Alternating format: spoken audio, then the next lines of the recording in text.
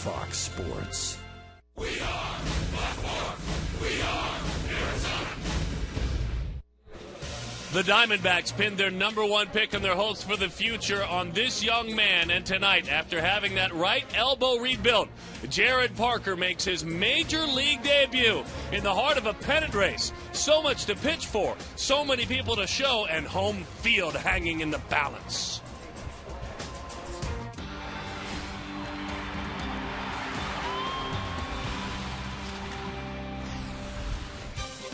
Just 2 games left in the 2011 season. And isn't it good to be back at the ballpark in the great state of Arizona? This is Game 2 of a 3-game set with the Los Angeles Dodgers. All the action is on Fox Sports Arizona tonight. The Milwaukee Brewers have put on a power display the last couple of innings. Home runs by Prince Fielder and Ricky Weeks. They have jumped on top of the Pittsburgh Pirates. Just a tie is all you need. A tie, and you will open it home on Saturday if you're the Diamondbacks. Hi, folks, and welcome back to the ballpark. You know Mark Grace. My name is Darren Sutton, and we trust to this point in the week, your week, it's been a very, very good one. It's been a good week for Jared Parker because it was about a week and a half ago he found out he was going to get a chance not only to be in the major leagues, but then make his major league debut as a starting pitcher. Here he goes, folks. We've all been waiting for this. Well, he got that phone call that every young man that's in the minor leagues dreams about. Son, congratulations. You're going to the big leagues. Jared Parker, yeah, congratulations. Now, with 2 games left in this season, he's pitching in, well, obviously the biggest game of his life, but obviously the biggest game for the Diamondbacks this year. They've got a chance to stay right there with the Milwaukee Brewers. They desperately want home field advantage if they can get it. Otherwise, they're going to be seen next in Philadelphia. He has done a great job in the second half. Honestly, what has changed is his command. You come off Tommy John surgery, you're all over the place, and he was early on. He was throwing hard. He zoned things in, work on a 2-seam fastball, had him hitting bats, and work with Dan Carlson, a fabulous pitching coach in this organization. Parker shares what he learned. We're just playing catch one day, and he was like, hey, just, give me a shot, throw a couple 2-seamers. Let's try to work the ball down, and, these upcoming outings and bullpens, and, we messed around with some grips and played catch and just kind of kept, working on it each day, each bullpen. Just, it was big, ground balls and being more efficient and getting, bad swings and good counts. That is our Geico quote. Number 1 fact. Number 2 fact, Justin Upton. He passed the baseline test for the concussion. He is in the starting lineup tonight for the Arizona Diamondbacks. But who will these Diamondbacks be playing? Who will they be playing, and where will they be playing on Saturday? It's getting quite confusing these days. The bottom line is, when everyone goes to bed tomorrow night, they still won't know, because there could be a 1-game playoff. Mark McClune, when we come back, he'll take some pictures with Dickie V and tackle the subject.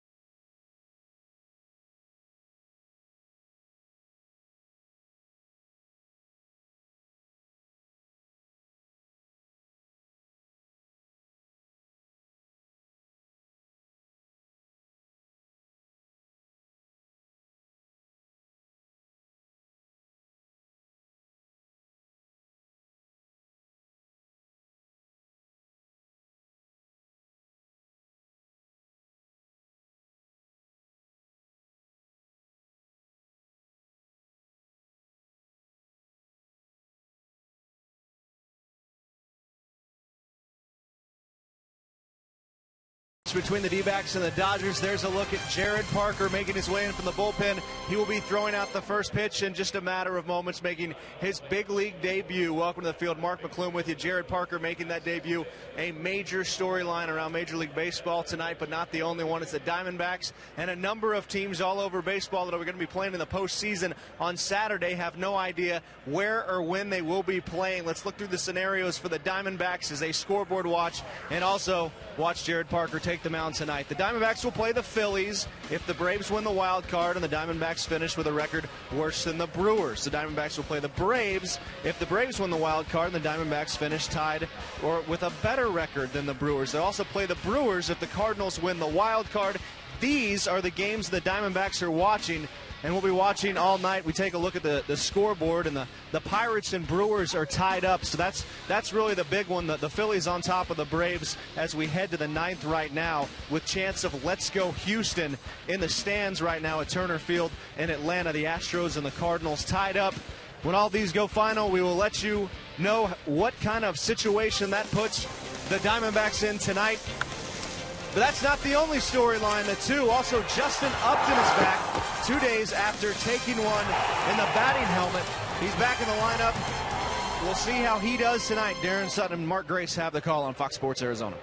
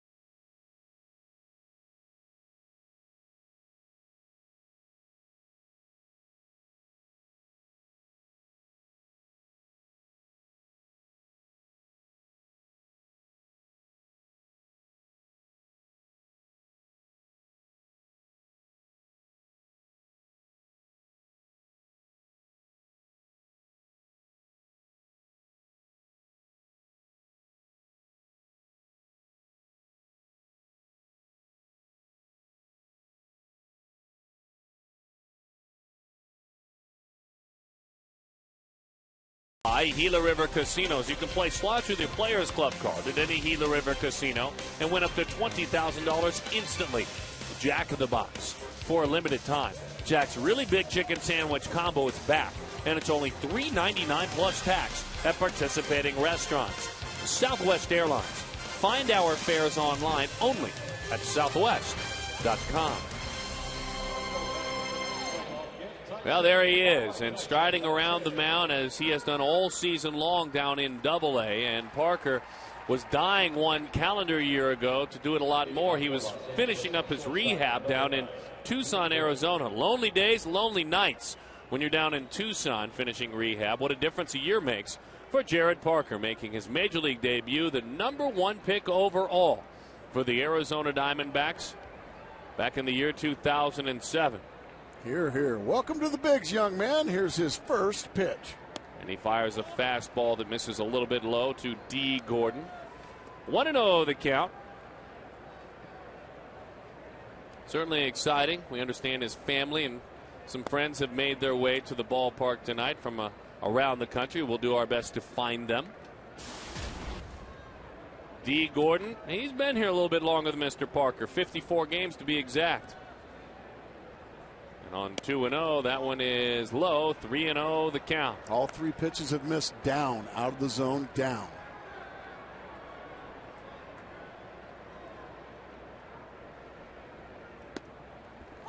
Just babied that one in there. Velocity can reach much higher than it is early on, but you give him credit for not overthrowing out of the gates. That one sinks over the outside. See, 93 with some sink. 3-2 the count.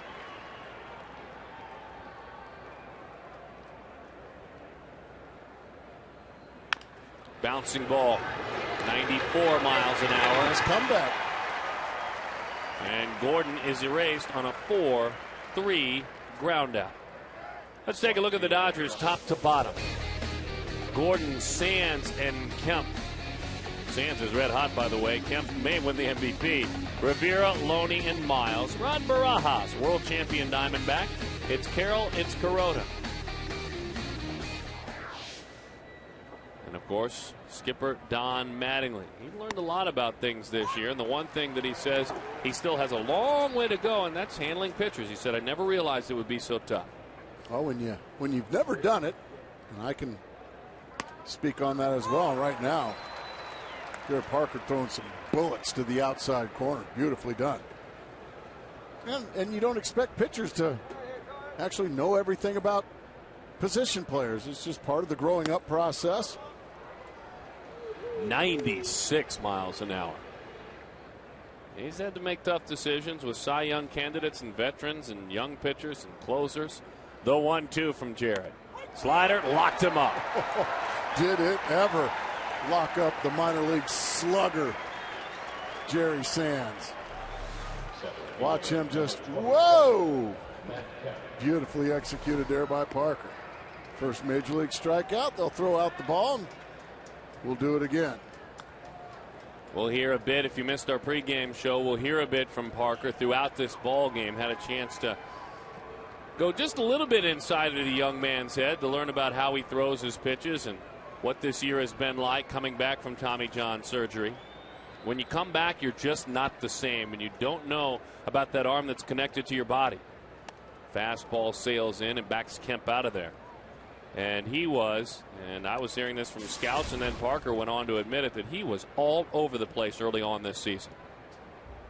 Well, it's the first year with a brand new arm, a brand new elbow. And it takes time. Gas right to the outside corner at 95 miles an hour. It's effortless, isn't it? He's not overthrowing. It comes right off his fingertips.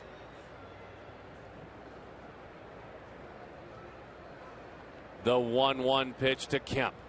Fastball to right field. He beat him with it. 96 miles an hour.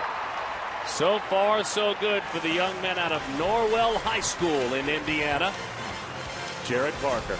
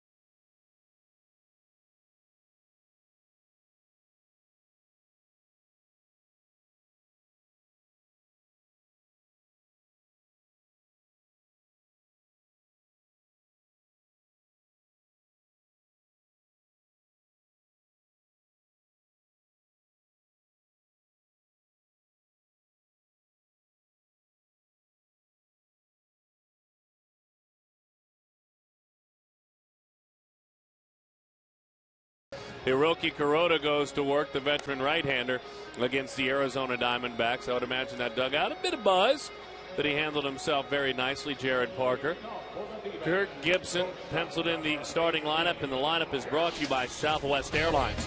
Go to southwest.com/Yahtzee for your chance to win rapid reward points. Bloomquist, Parra, Upton, Montero, Young, Overbay, Blum, Roberts, Parker.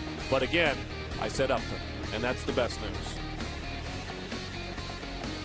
Hiroki Kuroda Had a good conversation with Justin before the game today, and says he feels good, says he feels ready. He's very upset he missed 2 games worth of at-bats. Not a good thing to have happen, to be hit right there on the bill of the helmet. You saw the numbers on Kuroda, making his 32nd start of the year. Deserves to have a better record than 13-16 with a very respectable 3.17 ERA. And when the veteran throws 4 innings in this game, it will be over 200 this season. 1-1 the count. It's a lot of decisions, isn't it? 13-16. In his career, 41-46 and a 3.4 career ERA.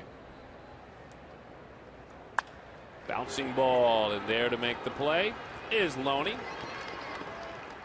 To the bag and in time for the out.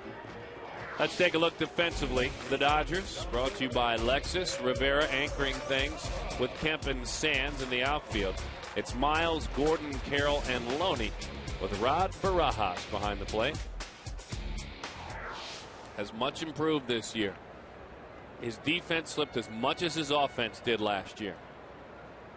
Still not an exceptional center fielder. Still very raw out there, but he's got a big arm. I'd take him. Oh, I'd take him too, there's no doubt. Even take away the offense, he still is getting better in center field. Parra, speaking of solid outfielders, he pops that one up and into the seats. Parra in his last 25 games has 30 hits. And in that time, that's a 345 clip. That's how you're finishing your last full month. That's a good thing. That's the way you want to go into the postseason, swinging it well. Swinging it with confidence. And no matter who you face, whether it's the Brewers or the Braves or the Philadelphia Phillies, they will know you're coming into the postseason swinging it well. The 1-1 to Parra. Thinking about bunting again. Kind of a bunting epidemic last night for the Diamondbacks. A couple of bunt attempts, bunts for base hits. I'm still a little puzzled about the Ryan Roberts attempt in the 9th inning when he was representing the tying run. Go ahead and hit it in the seats and tie the ball game. The 2-1. Hit out to short, couple of hops. And in time for the out, Gordon makes the play. Kirk Gibson before the ball game spoke of Justin Upton, the decision he had to make yesterday, a tough one, healing and coming back from that concussion. The reality of it is I pushed him hard, and he wasn't going to be in there yesterday. It was the right thing to do. So I think today it'd be that much better for many. Overall, I think this was the right thing to do, and he's fine. I wasn't concerned about it at all, no, because I saw the way he got hit. I've been hit a lot harder than that, so I know he's tougher than me, so he says. I like that. Here is Upton. He digs back in, and the fastball is a strike, a high strike, 0-1 the count. All right, are there any lingering mental hurdles he has to get over? Well, probably. But also, Darren, and this is something that, he was an inch away from possibly ending his career. You bet. Because he never moved. And I let him know that. And I let him know that I had been hit in the head as well. If you play this game long enough, it's going to happen to you. But I also told him that's the risk we take every single time we get in the batter's box. And we understand that and we know that. And it's a challenge that you welcome. What this team has done is driven him in a bunch after he has been hit, too. I mean, it's been the ultimate retaliation. At least one step towards retaliation, anyway. He has been hit 19 times. 8 times he has been driven in. I mean, it's stunning. That's been the retaliation, hadn't it? Well, part of it. That's one way to do it. 2-2 the count. And there you see he has scored more times after being hit by a pitch than anyone.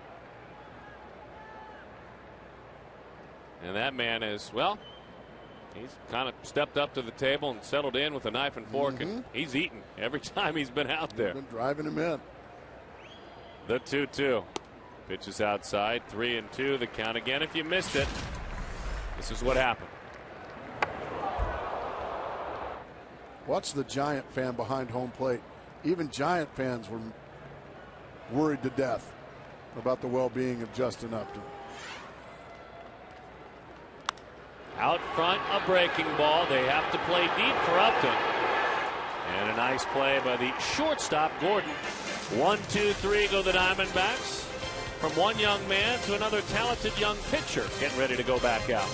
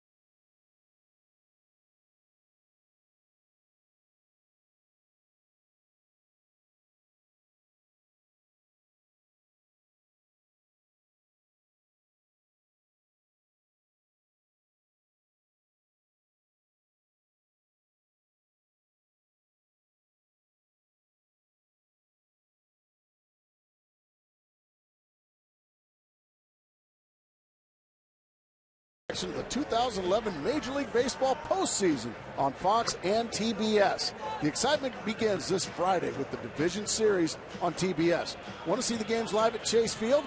Buy a ticket today to see the Dbacks in the NLDS. Upper level postseason tickets start at just $12.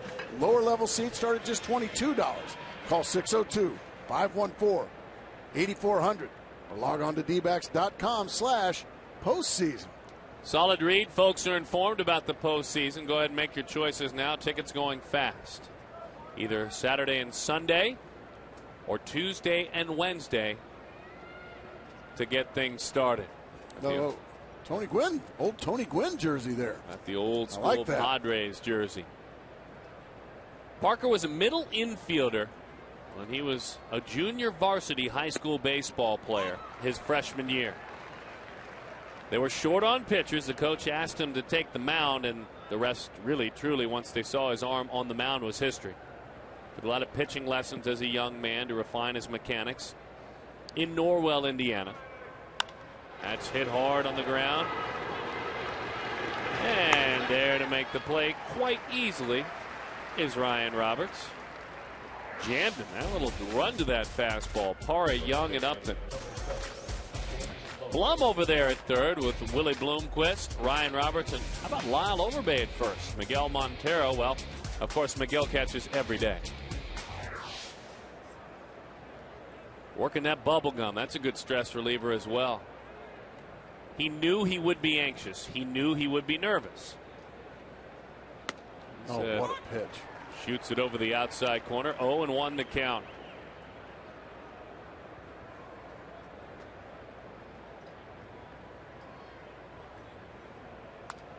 Back to the screen it goes, and you can imagine that Mom and Dad would not miss this. Dad right there in the white golf shirt, that's Mr. Parker, Brent, and Mom up front a row ahead, Rennell, Mrs. Parker. And you can imagine that there are more folks, family, friends. The 0-2 in on the hands, and that is hit hard off the dugout. I even think grandmother's there, and what a thrill to have your grandmother there taking on your first game. I mean, how great is that? You don't think she's proud of young Jared? The 0-2 inside, 1-2 the count. Nothing like a grandmother's love, is there? There's nothing like it. Our grandmothers are proud of us most anything we do, aren't they, folks? The 1-2.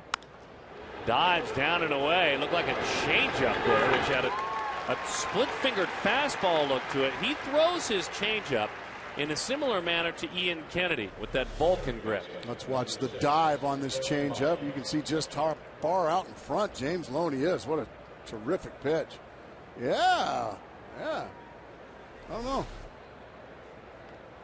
I like that. Family's here. Some frosty cold ones. That is a celebration. If you can't celebrate a moment like this. Doggone right. He's waited his whole young life for this moment. And one of the cornerstone franchises in Major League Baseball, the Los Angeles Dodgers, is who you draw for your first start in the big leagues. That last pitch was the two-seam fastball he's worked on quite a bit. Changeup popped up. My goodness, is he polished. My goodness. Fun to watch so far, Mr. Parker. Fun to watch.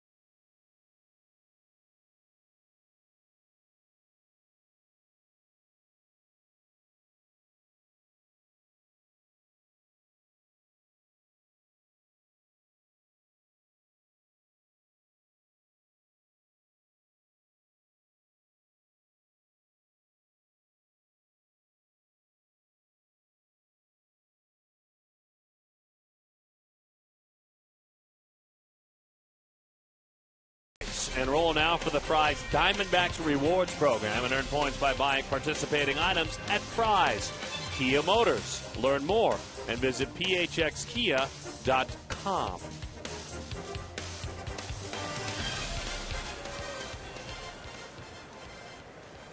Miguel Montero leads it off. Chris Young and Lyle Overbay will follow. At slightly open stance, he swings and misses at a slow curveball. 0-1 the count on Montero. Neither Upton nor Montero have enjoyed the Dodgers at all this year. At all. And those are the two team MVPs. You could really swing a vote for either one of them as team MVP.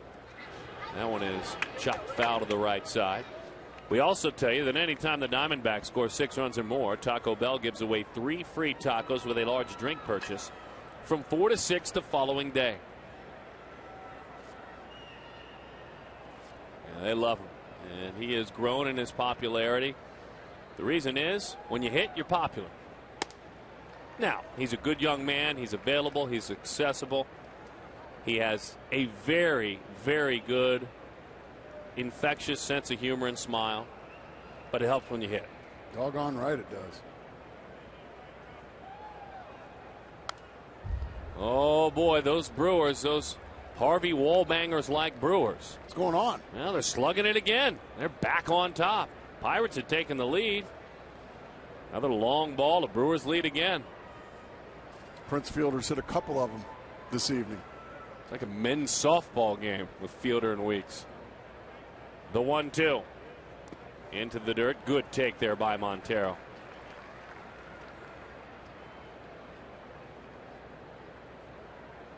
Girls' night. What's going on? Having girls' night out at the ball game. That's the way it should be. All you lovely ladies out there, come on out. Need to see you here tomorrow. Tomorrow's Vandemonium. And then need to see you for the postseason. Back to the screen it goes. Yeah, postseason tickets start as low as $12. Go ahead and make your commitment. Then, of course, you can adjust your schedule if it's Saturday, Sunday, or if it's Tuesday, Wednesday. You see, a lot of teams will tell you the postseason just doesn't come around every year. No. Swing and a miss over the top of a slow curveball. Montero is done. He is 7 for 44 against the Dodgers this year. Slow breaking ball, and you can see way out in front of us, Miguel Montero.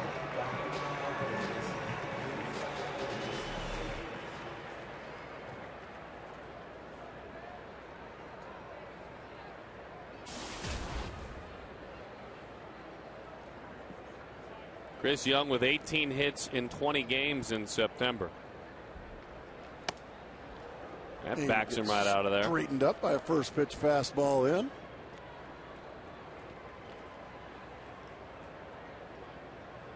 Had to look closely at that side. There's some light shading there. You could say Chris Young, knock it out of here.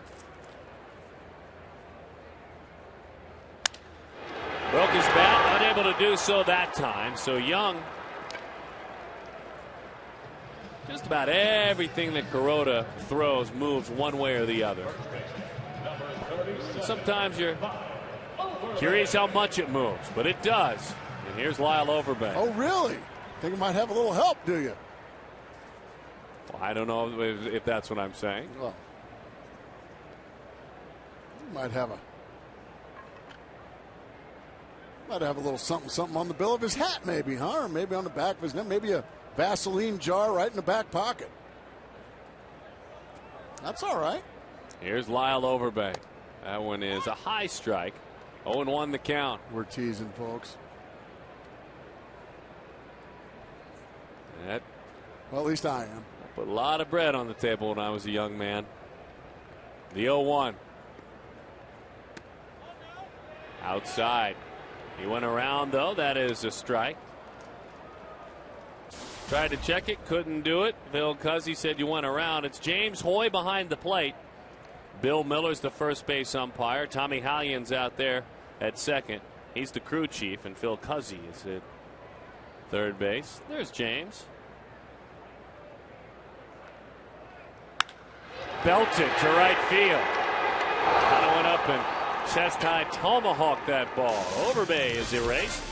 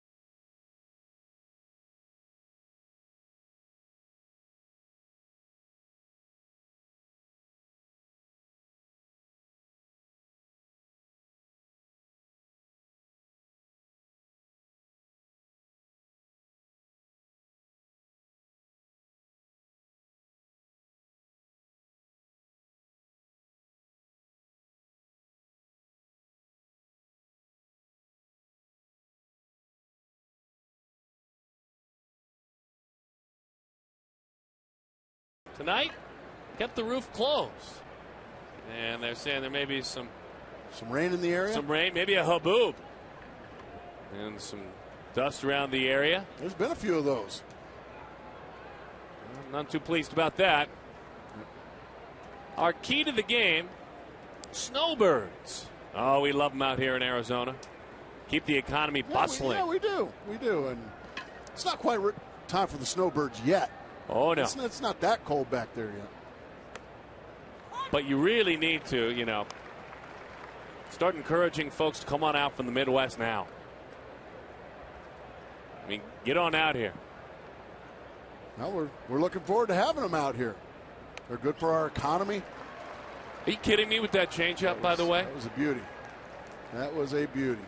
No question. I mean, that's a ridiculous pitch, folks. Oh, my goodness, you're right. One more of those ought to do it. I mean, that late dive, that fastball is up and away. And, of course, the fun and the key to the game is this young man on the mound is from Indiana, the Midwest. He has come on out to Arizona. If he pitches well tonight, into the dirt it goes. You've got a very good chance if, in fact, this team can catch Milwaukee and maybe take on Milwaukee in the first round. He can bring a whole bunch of Midwesterners out here, including the Milwaukee Brewers. Oh, okay. That's why we went with that. In on the hands. That was the changeup again. You just said we. That was you and the trucks. Oh, that was 100% my key to the game, and it was really a good one. I hate to have you bring the truck into something that awful, but will you promise me a good one tomorrow for the last game of the season? Absolutely not. The 2-2. That one is rolled foul.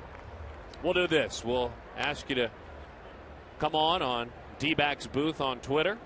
Visit us on Dbacks booth, and you will pick, you fans out there, will pick the best key to the game. And we'll have one. So submit them. Breaking ball, big swing. That looked like a curve ball. And there to make the play is Willie Bloomquist. Rod Barajas, imagine that, swinging for the downs there. He's always going to take a big rip at it. I mean, dare I say a mighty rip. Here's Jamie Carroll. Now, Jamie knows himself well enough. He doesn't take a mighty rip. He doesn't have a long ball this year. He stays within himself. He's been plenty defendable, though. 352 on base this season. Parker pours that one in.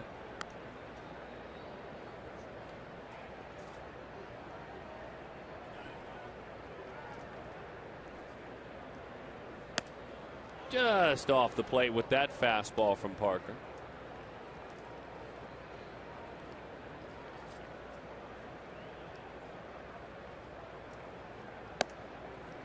Just eased that one in there. You could tell the one thing he already gets is how to change speeds with his fastball. At the young age, he's already learning how to add and subtract. In on the hands. And there it is, the first hit, Carroll, the pesky Carroll. Let's talk with Jared Parker, and he will describe the pitches that he throws and maybe visually show us how he throws them. Here's Jared. Obviously a four-seam fastball, and then, I'll mix it two-seam, kind of just mess around depending on, where I'm at, and obviously change-up, just kind of a loose grip, and then throwing a curveball and slider with the same grip, just a little bit different hand action. A little bit different. Do you turn your wrist a little bit more on the curveball? Yeah, just try to just make it more of a up and down versus a slider, a little bit across. So just a brief explanation from Jared Parker. You've seen all his pitches so far, folks. Looks like there's plenty of pine tar on that ball. Yeah, I grabbed that one out of the ball bucket there. It's like from batting practice. Kuroda and Parker have a little something in common. No, sir, that young man doesn't need foreign that. Substances on the ball already at a young age. Bunted to the right side. Parker off the mound. A little flip and in time for the out. So Kuroda with the sacrifice bunt. And Carroll moves into scoring position. Well, it looks like there's more offense in that men's softball beer league game in Milwaukee. What do you got? Well, I'd like to say the Brewers. Well, That's what I'd like to say right there. They have been, for now, caught by the Pirates, and we'll see what goes on the rest of the way.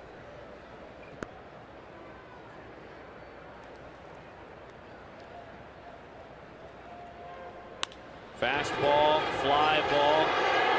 Communicate, boys. They did enough. They did enough. Gerardo Parra. Whoa. Is there Burns in that softball game in Milwaukee?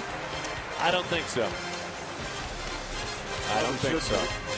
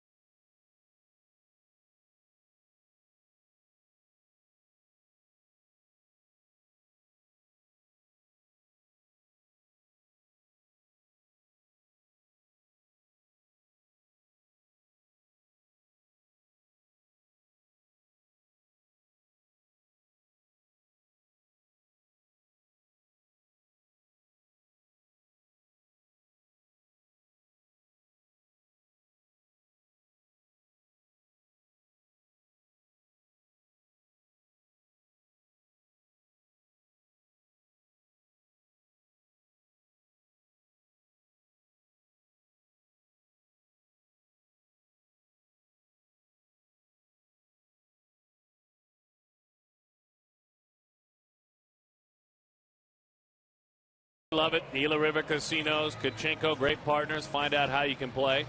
Go to the interactive kiosk near section 111 during regular season home games. Kachinko. Nothing like it. One more night of Kachinko tomorrow night. Then I'm taking the board home with me. Taking it home this winter, are you? Well, my boys like it just as much as your girls liked it last winter. What's fair is fair. I get it this winter. Well, you'll really enjoy it. Jeff Blum digs in, and the sinking fastball's over the outside. 0-1 the count to the veteran Blum. Diamondbacks looking for their first base runner of the evening.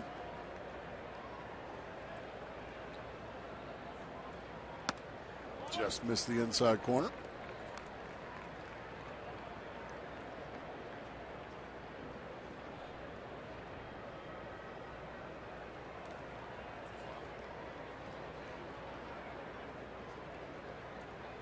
Swing and a miss. Split-fingered fastball has Blum out front.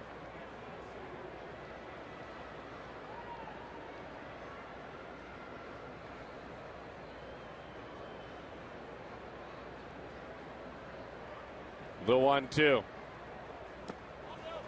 Yeah, I got a little help out close. there. It was very close.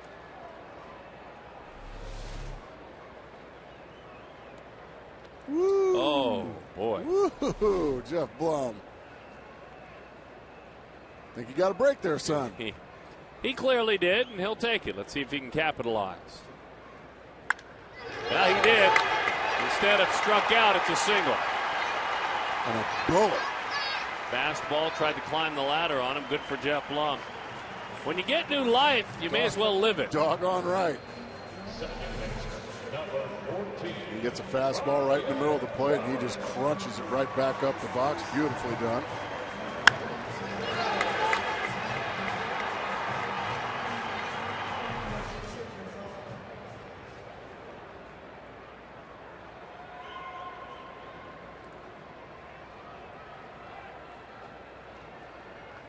Let's hope Ryan Roberts is not bunting. He's not.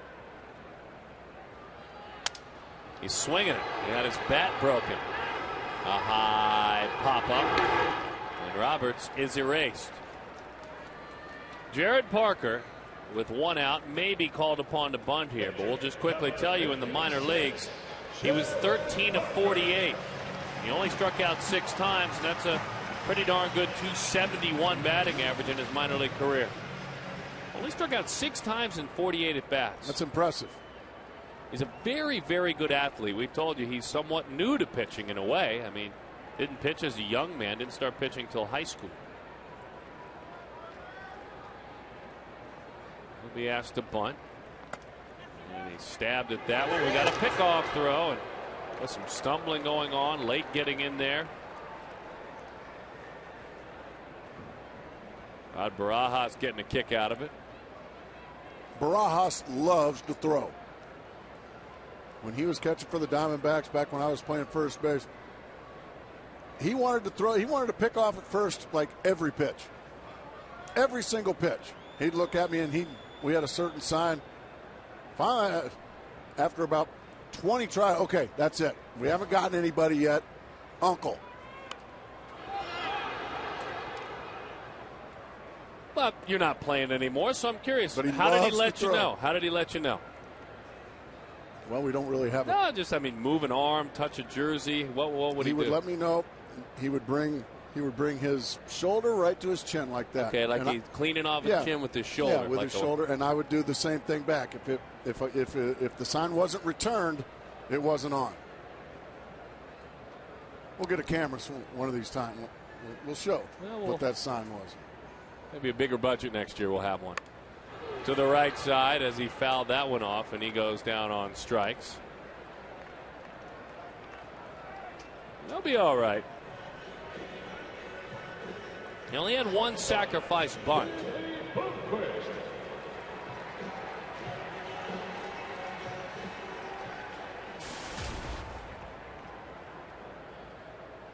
So here's Willie Bloomquist. Willie grounded out to the right side, let a fastball travel deep into his stance, hit it hard, but Loney took it right to the bag for an out. Willie has 20 hits in his last 18 games, has an on-base of .350 during that time. We also remind you that every time a Diamondback player hits a homer, Fulton Homes donates $150 to the Central Arizona Mountain Rescue Association.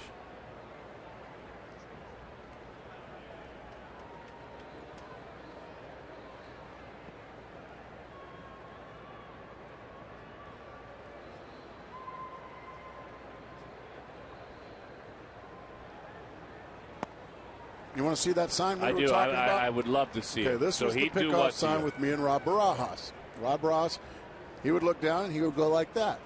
And if I wanted to, okay, let's pick him off. Just give it right back to him. That was it. It was that simple. Thank you, and if I didn't give it back, then it wasn't on.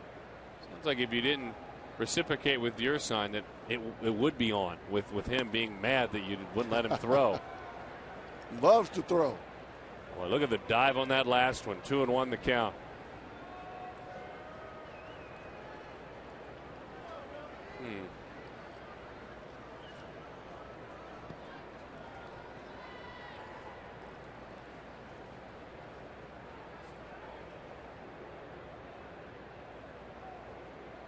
The 2-1.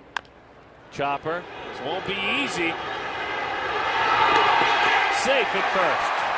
Nobody did anything wrong. That was a good old-fashioned high-bouncing infield hit with a man who always hustles every moment on the diamond. Don't be disgusted about that, Willie Bloomquist. Hits are hits, and you take every single one of them. Miles does everything he can. You can see Bloomquist just gets there ahead of the throw. First base umpire Bill Miller on the call. Good call.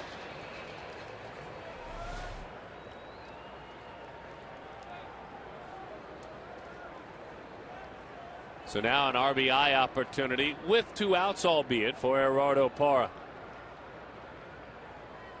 Mark McClune, Mark Grace, Darren Sutton from Chase Field. Glad to have you with us. Thanks for inviting us into your home this evening.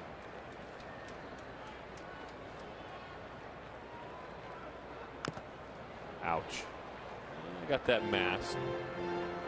Speaking of inviting us into our homes, I thought it was classy and charming the way Vin Scully addressed how he talks to his viewers as friends. You've heard Vin Scully. Good evening, friends. Welcome to Dodger Stadium. He said, I always try to respect my viewers as if they are my friends and my dear friends. And when he talks about coming into someone's home and visiting someone's home that has invited him, he says, that's the one reason when I'm invited to someone's home for an occasion, I always wear a tie. I'd like to look sharp and look nice. He said, that's why I come on the air with the tie every night. We're not going golfing. If we're going golfing, then I'd wear a golf shirt. I just thought that was interesting how Mr. Scully described that. Kicks away, but not far enough.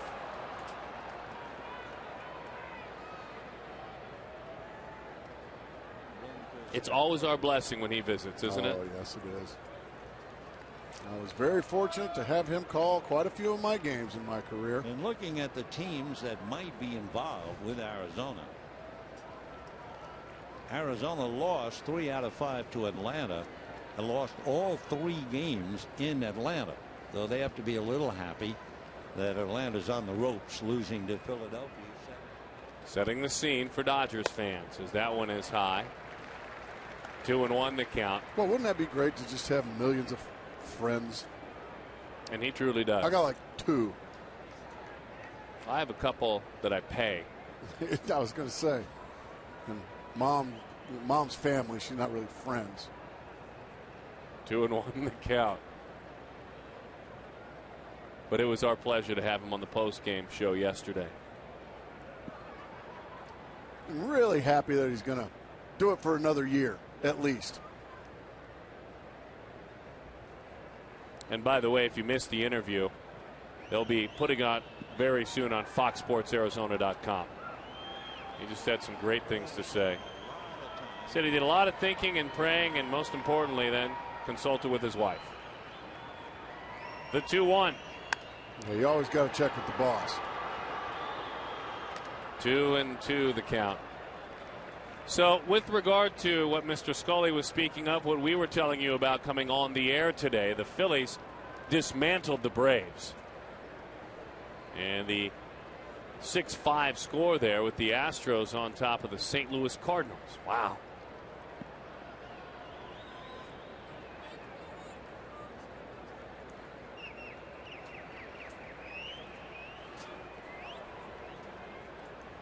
The 2-2. That one is popped foul up and into the seats it goes.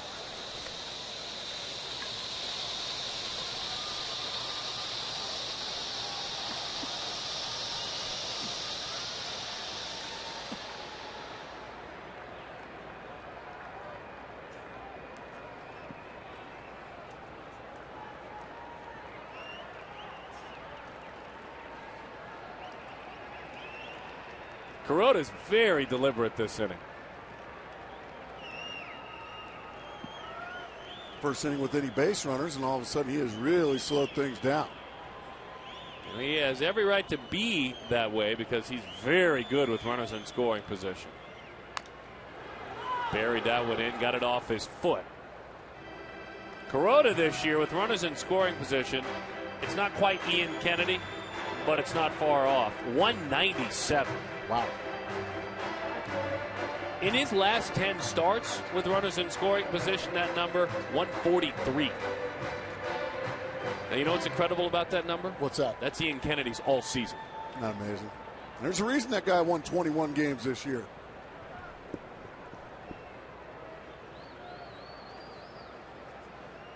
So Parra continues.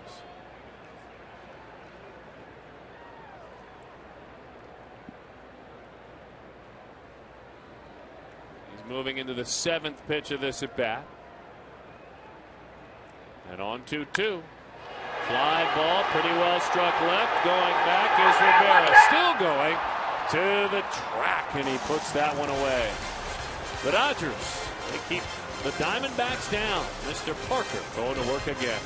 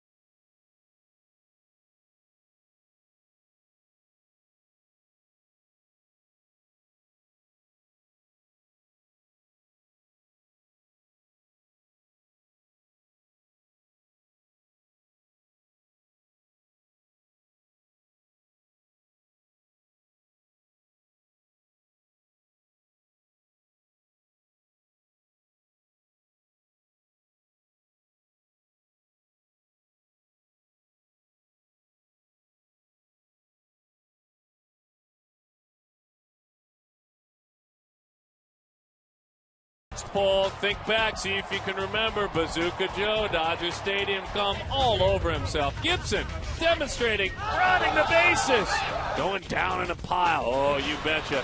What are taco packets doing? That's in Houston, Texas.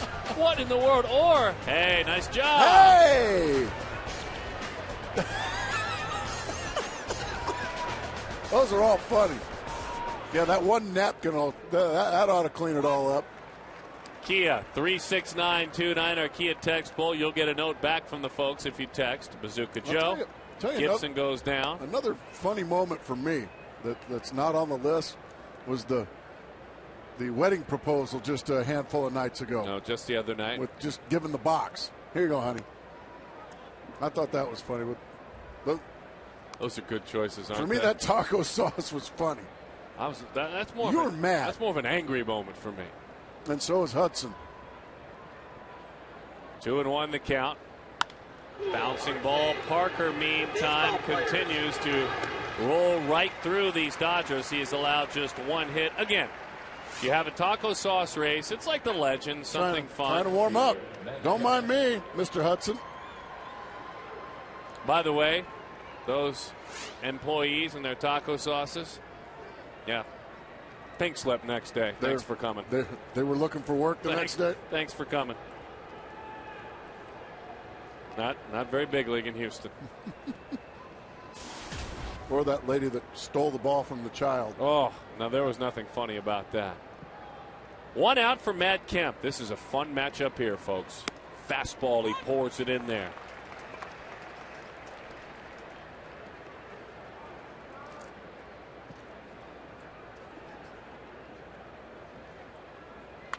Parker working fast, too. 0-2 the count. A couple of electric fastballs. We talked about Parker's mom and dad looking on. Mr. Kemp's mom is here taking in the ball game as well. From behind the dugout, I'm sure. Very proud of her son. Oklahoma born and raised. Went up and got a fastball high in the zone. Young can't get there. He went up and got 94 in his chest and crushed it on the line. That looks like Dave Stewart behind him. Yeah. That's his agent. Great Dave Stewart. This is a great Matt Kemp. Probably wanted to go a little higher with that. Well, Matt Kemp just smokes this ball. Nothing Chris Young can do about it. Beats him on the fly, and the Dodgers have a runner in scoring position with one out. He's a big game player this year. There's a big game pitcher. Well, was there anybody better for about a half decade? Dave Stewart. Whoa. One of the best I ever saw or faced. One of the nicest men in the world with that scowl. Intimidating scowl. Gets me fired up to see Dave Stewart at the ball yard. 0-1 the count. Kurt Gibson and Dave Stewart. What's going on, Don Mattingly? I know we're aging ourselves to all of our younger 20 viewers, but look them up. Popped foul. 0-2 the count. I think Dave Stewart and Kurt Gibson had some battles. Oh, boy. The A's and Tigers. Scowling at one another. Probably back in the day. Yeah, come on, bring that on in here. Let's go. Oh, don't worry, it's coming. I miss those days. That was back when you just, from 60 feet, 6 inches away, just yelling at each other. Bouncing ball. Gonna have to get it on across there. Lyle with a dig, and Kemp moves up. You better make it. Great play by Lyle Overbay. Great play by Lyle. Beautiful dig. Another great play also by Willie Bloomquist, but what a dig over by Lyle Overbay. A risky play right there by Matt Kemp. You're already in scoring position. Now you're a little closer now. Getting it across the diamond in time. Look at the pickup by Overbay. And then a bullet over to Jeff Blum.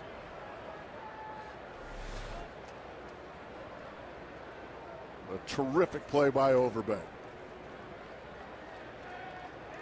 Here is James Loney. Change-up dives down and away. What are your early impressions of the young Indiana-born hard thrower? Well, it's tough not to be impressed so far.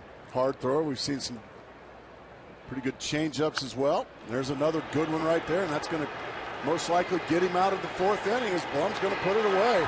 He just continues to steamroll in his major league debut. Yeah, high fives up there, fam. I like it.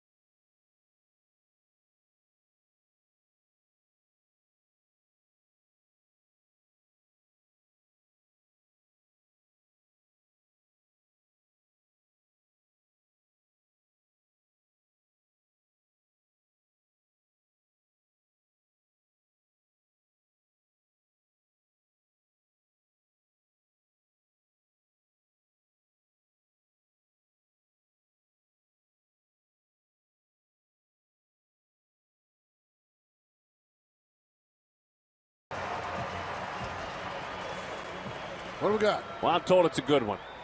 Name the 5 pitchers drafted in the top 10 in 2007 that have pitched in the big leagues. Pitchers, 2007 draft, they pitched in the big leagues. Fastball, swing and a miss. 0-1 the count, Justin Upton.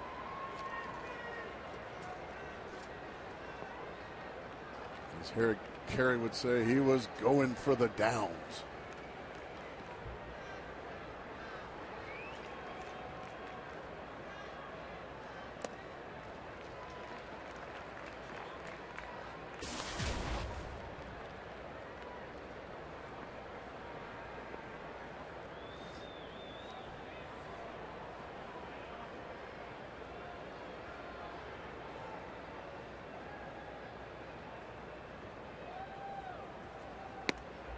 That one sinks low. Good looking take there. 2-1 the count.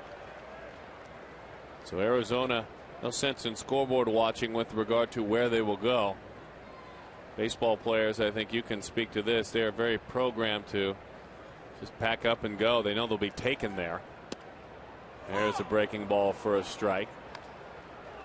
The great news is they know they're not going home. They're going. That's exactly right. They're going to continue to play baseball somewhere.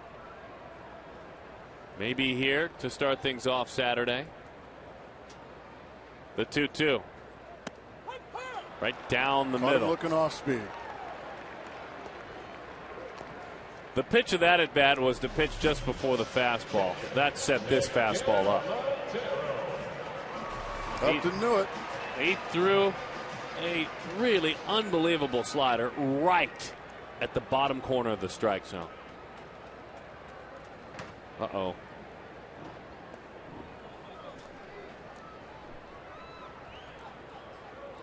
Wow. I get anxious. I like that tire. There's a tire, folks, that's bolted to the wall at the bottom of the stairs in the tunnel. When you go down those stairs, when you see a player go down the right where he's going, there's a tire, a large truck-sized tire that's bolted to the wall. And it's about to take a beating. And you can beat it up pretty good. Nothing gets broken.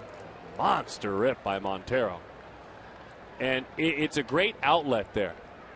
Kirk Gibson was one of the best snappers I ever played against. You could hear him all the way from the Dodger Stadium third base dugout. I was playing first base, quite a ways away. You could hear him destroying a dugout if he struck out against somebody. So certainly these Diamondbacks have taken on his personality in that respect. I'll tell you the one thing that they do, like Kirk Gibson did as a player, is they embrace pressure. And how you can impose your will on a player in that area, I'm not sure. You can teach a player to have that mentality, because there were a lot of players on this team that, you think about this team the last couple of years, there were a lot of the same names on bad teams, bad Diamondbacks teams. A lot of the same names. The 2-2. This guy in the box is one of them. They just play a different style now, and when the pressure comes, they handle it. They're not perfect, not even close. Of course not. Dr. Gibby Stein. What is going on with that? It's created life. Well, baseball's relevant, isn't it? The Diamondbacks are relevant. That pitch is low. Full count. What did that ball dive? 3-2 the count.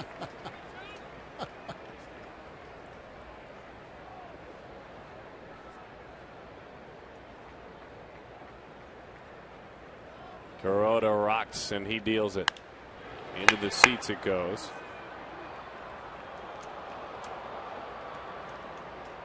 He's in Jordan.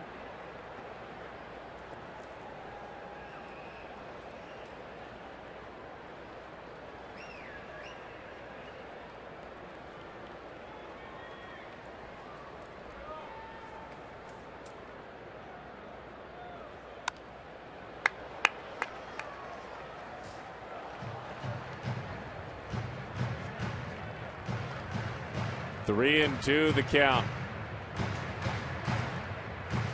He struck out back in the second inning. Kevin Towers back grabbing foul balls. The boss got one in the booth, huh? Yeah, that was a great play by KT. The 3-2. Hugging that line to the corner it goes, and it's a foul ball. Hey, don't forget, by the way, Friday night. What do we got? High school football. Top-ranked Hamilton facing Chandler on Fox Sports Arizona. And on FoxSportsArizona.com, catch Gilbert at Basha. Don't miss all the action this Friday at 7. Thought I might get some of that big league music with it, but didn't get it. Nope. I don't want that read again. The 3-2. High pop up, back of short, long run. Coming in is Rivera, who as a left fielder seems to be hoping Gordon gets to every ball that's out there. He's going to play really deep. Golly. And Gordon's got everything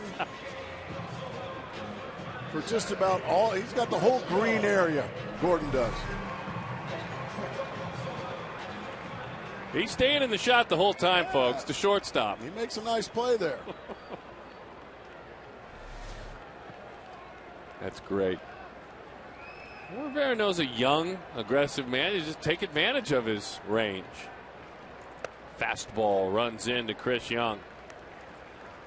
Kuroda last time out pitched against the San Francisco Giants, and the Diamondbacks can thank him because he beat them 8-2.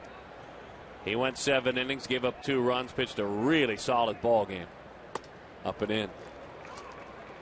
In that ball game, just to tell you kind of how he works, it was 67 fastballs of the 92 pitches. 12 split fingers, handful of sliders, handful of curveballs.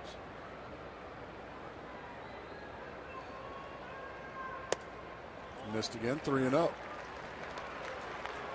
Both pitchers have just been absolutely in complete control of this ball game. Parker for the Diamondbacks in his major league debut. That's the funny thing about it. it. And the crusty veteran, Hiroki Kuroda. 3-1 the count. I mean, Parker's making big league start number 1. Kuroda, major league start, and also a long-time professional in Japan. 10 years worth of Japanese play as well in the major leagues over there. Look out, folks. Yeah, we hope everyone's all right over there.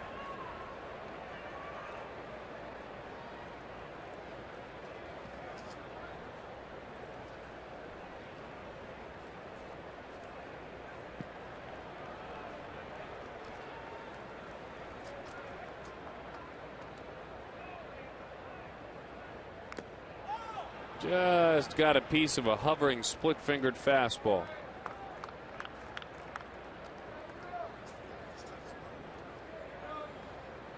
There was keen interest in Kuroda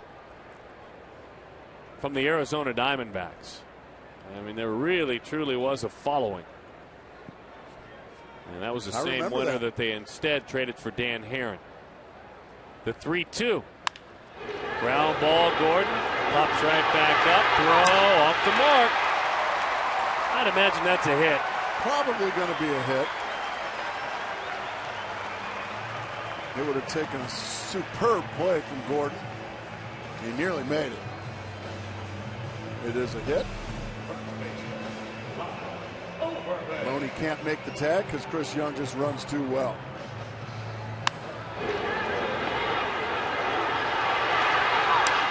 And when you've got speed, you put the pressure on the opposing defense like that.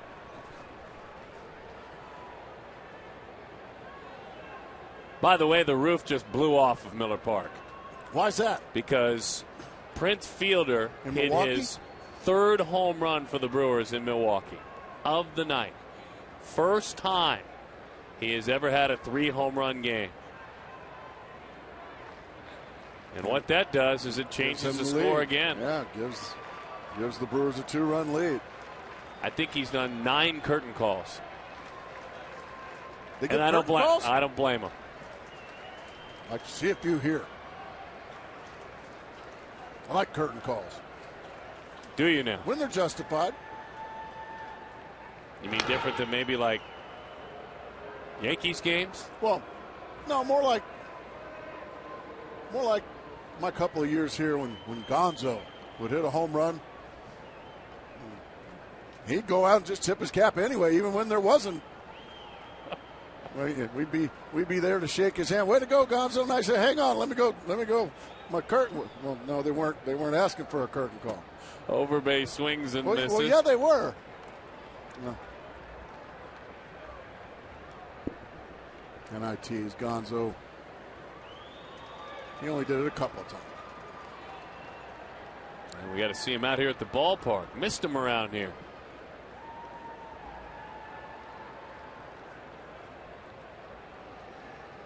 Blum waits on deck. Runner on the move. Young had it stolen. And he'll have to head back.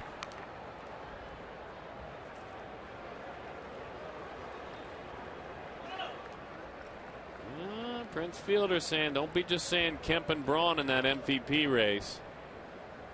3 homer nights on the second to last day of the season are pretty big statements, taking him to 38 and 119 RBIs.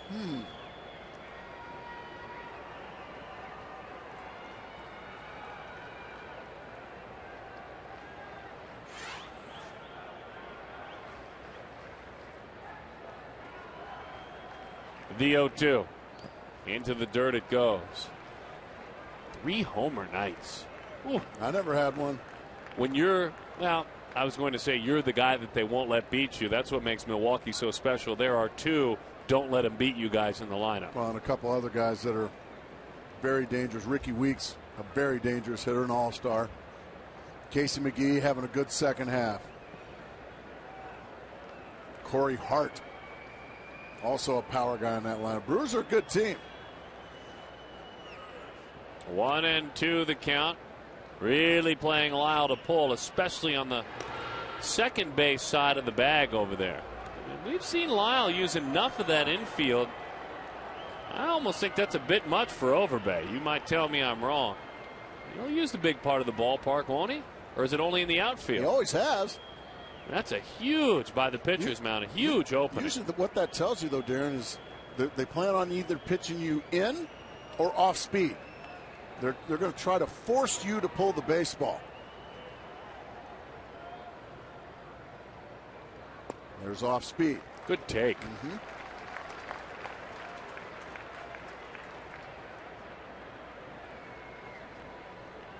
There's the pitch count. I've got to throw into that Prince Fielder that his on base now on the season is 414. That's amazing. 414. So you talk about Kemp the year he has had. His on base is 399. Prince's is 414. And Prince is slugging 570. Yep, he wins. He may have just jumped right to the front of the pack tonight. He just got a few votes. Lyle, right past where they should have been playing him. And Young doesn't move up. If he's playing straight up, he catches that one right in his belt and makes an easy play. He just uses too much of the big part of the ballpark. He's a spray hitter. Well, you had him for years in Milwaukee, so you've seen Lyle Overbay a lot. I obviously played with him. There's another off-speed pitch. There he is. And now you can see just, I mean, that's to routine second base right there because of the overshift. It ends up being a base hit, and Jeff Blum going to get an opportunity. Blum 1 for 1, a ringing single in his first at bat.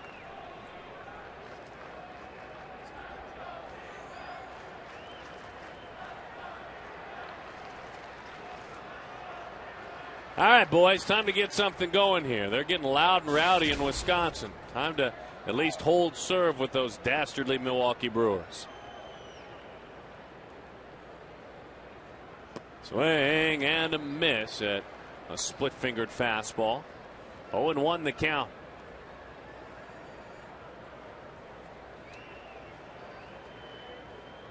Hideo Nomo, the winningest Japanese-born pitcher in baseball history with 123. This is a man with 41 in his major league career as that one swung on and missed. 0-2 the count. Daisuke Matsuzaka and Tomo Oka, a couple of pitchers ahead of him on that list. For qualifying pitchers, though, in career ERA, this man -- 1 amongst Japanese-born pitchers. That's saying something. There have been some terrific Japanese pitchers. The 0-2. A little number, foul up the line.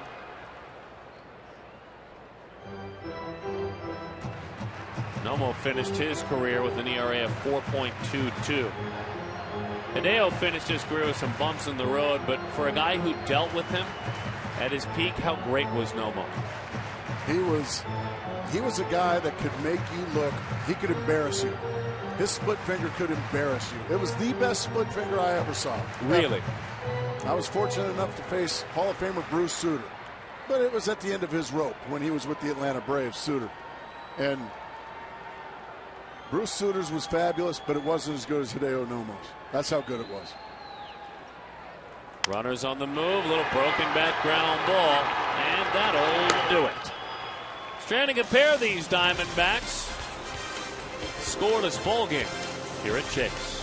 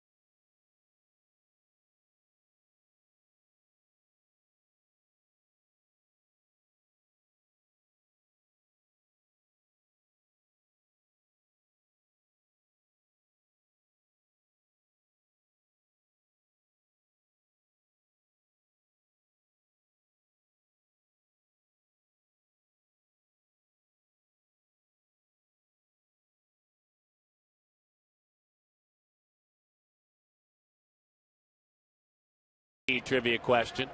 Name the 5 pitchers drafted in the top 10 in the 07 who have pitched in the big leagues.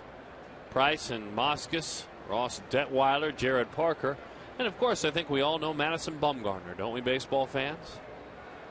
And here is Parker, so far very good as he pours a fastball in there for strike 1. And we would have heard of Parker significantly sooner, but unfortunately that elbow injury and subsequent Tommy John surgery derailed him for a year, but he looks like he's right back where he needs to be, doesn't he, Darren? He's dominating tonight. He does, and most everything's on the ground or an occasional strikeout.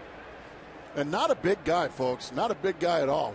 What, about 180, Darren? 180 Sounds pounds? about right. That might be after a big meal. 6'1", 180 is how he is listed. He's put on a little bit on that frame since obviously he first signed, but he hasn't gotten dramatically bigger by any stretch, and a pitcher shouldn't. They shouldn't bulk up. And they shouldn't get big and fat? Well, certainly not fat nor muscular. Probably not good if you're trying to be an athlete in the big leagues to have a boiler to work around. The Terry Forster boiler.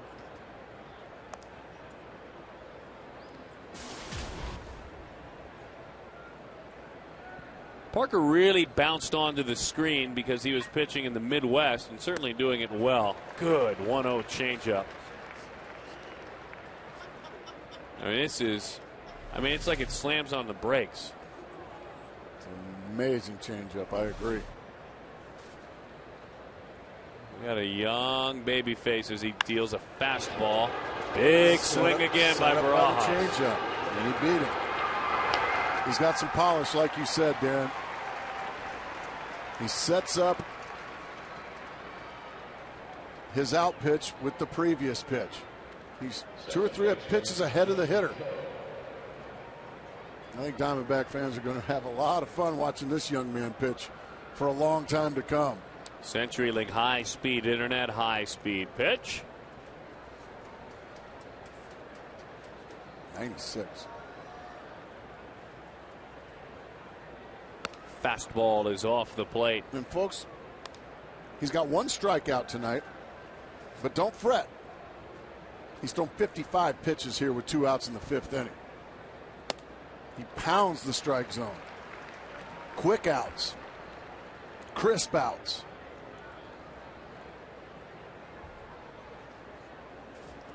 The 1-1. Change up, ground ball, bad hop. You saw Blump try to play it. That was an awful hop. Just caught a part of the field where it jumped and jumped to where he couldn't play it. At least that's how I saw it. And you're right. Down, and whoa.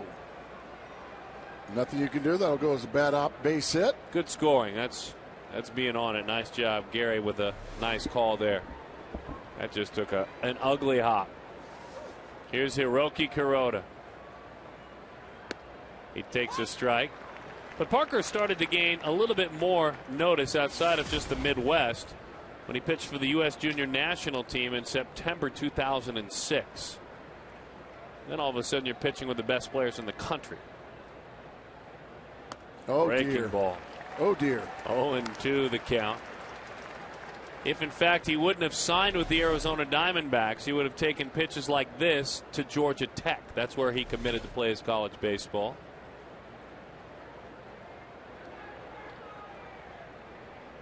Into the dirt it goes. Good block by Montero. He actually came up with it clean. Does he seem like he's in a high-stress situation to you, looking at him? He looks like he's in a lazy boy chair. As we were talking about, if you're just joining us, it explodes off his fingertips. He does not overthrow. Well, that was some gas there, but he couldn't get strike 3. And it's funny because you look at mechanics like that for Parker and you just realize that genetics had that elbow ready to blow. Because a lot of times you'll see a guy with poor mechanics leading with the elbow. He has picture perfect mechanics and a nice, easy, fluid delivery. Breaking ball popped up. Did him a little bit of a favor, and he knows it. But Upton puts it away. 11 of 18 batters 3 or fewer pitches.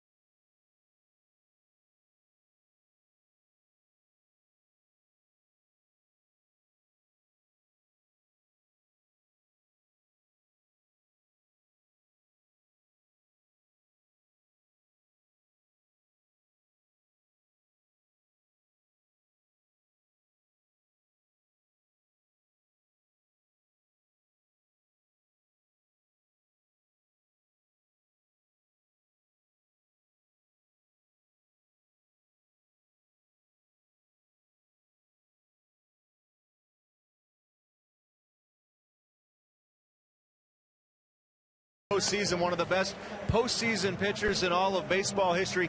Dave Stewart joining us, taking in Jared Parker's big league debut, watching his client, actually the agent to Matt Kemp. But let's start with Parker, who just went into the dugout.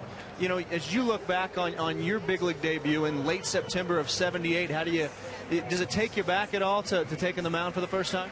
Well, it does, taking the mound for the first time, but in different roles. My first time out was as a reliever. Jared's is as a starting pitcher, and he's doing an outstanding job. You can see why they've called him to big leagues and they've given him the starting assignment. I mean, he's got great stuff, good command of his fastball. It looks like he's got great composure out there. He's doing a good job by following the catcher and hitting his locations. He's doing an outstanding job. One of the 3 hits off him tonight is from Matt Kemp, a man that you know very well, getting some serious MVP consideration. Now, there's the old argument. Is it the best player or is the best player on a winning team who should be the MVP?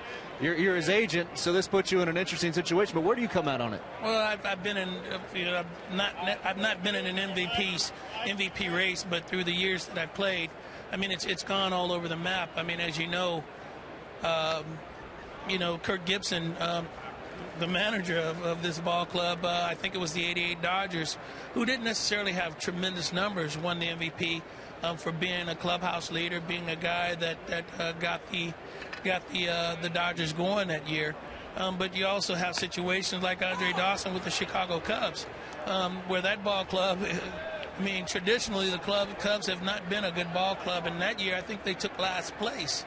He had tremendous numbers, and he did a great job that year. His numbers were so outstanding that they had to vote him MVP.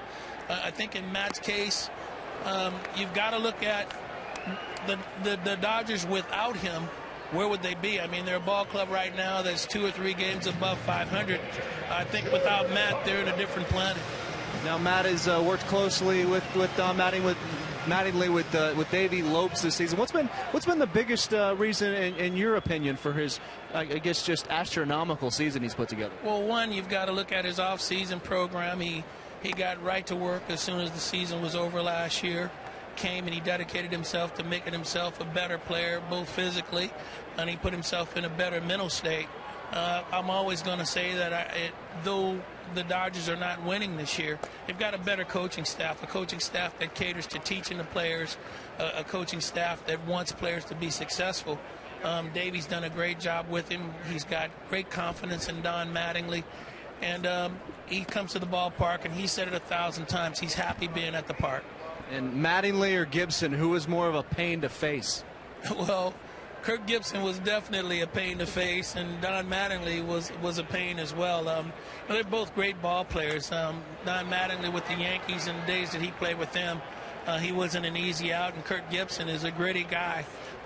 Kirk Gibson, unlike Don Mattingly, mixed in a combination of things. He was gritty, he was a power guy, he had speed. He was just a tremendous athlete. Don Mattingly, though a good athlete, did not possess the same speed that Kirk Gibson did. Gibby was a little more vocal in the batter's box. Maybe the scowl was returned a little bit. I don't remember him ever screaming out at me.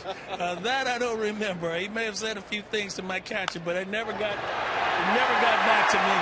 Well, thank you for your time. Appreciate it. One of the nicest guys in baseball. And quite a moment right here, guys. First big league hit for Jared Parker. He could hit in the minor leagues at 270 plus. He's here in the big league shooting it the other way. That was an incredible interview with Dave Stewart. A quick transition to this young man's first big league hit. Congratulations, Jared Parker. He's having one heck of a first 5 innings of his career. Man, the family's had nothing but great news tonight from that youngster, Jared Parker, not only throwing 5 shutout innings so far, then rifling a ball down the right field line for extra bases. Man, congratulations to everybody. That's great. And by the way, Mark McClune, good get. We want to thank Dave Stewart for spending that time with us. Wonderful insights. Now a Major League Baseball agent. One of his clients is Matt Kemp. Ian on his hands. He had a couple of bold things to say, I thought, too. 0-1 the count. Speaking of, as he said it, to quote him, the upgrade of the coaching staff and some coaches that are more about developing players this year. And certainly he's speaking with his client in mind when he speaks about that man. Maybe Lopes was cut loose by the Phillies. They couldn't come to an agreement. Kind of fits in L.A., doesn't he? Yeah, I agree.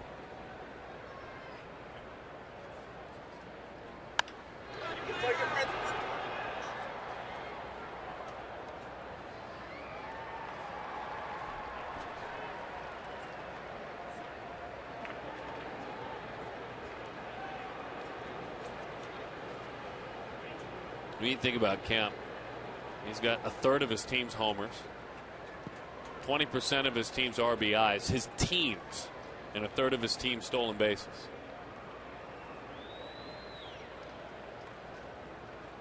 Yep, but Prince Fielder's the MVP. Because he hit 3 homers tonight, right? We said it last night. We think that man's the MVP of the National League. We do. It's a shame we have to change our thoughts. He's been a lot of fun to watch this year. I know he's hurt the Diamondbacks a lot. Oh. Diamondback fans probably not feeling the same way about things, but he has. I enjoy watching great players play baseball. He has been I have really enjoyed watching him play baseball. And through his good and his bad years and his early years, where quite honestly he didn't always have the best reputation, and I'm not quite sure if all of it was accurate. He has always been good to us, always had a time to talk about the game. To the right side. Parker had better get back. He had better get back. And he's out.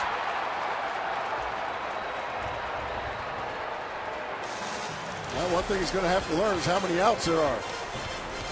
Matt Williams was in his ear. Young man, where are you going? You gotta go back.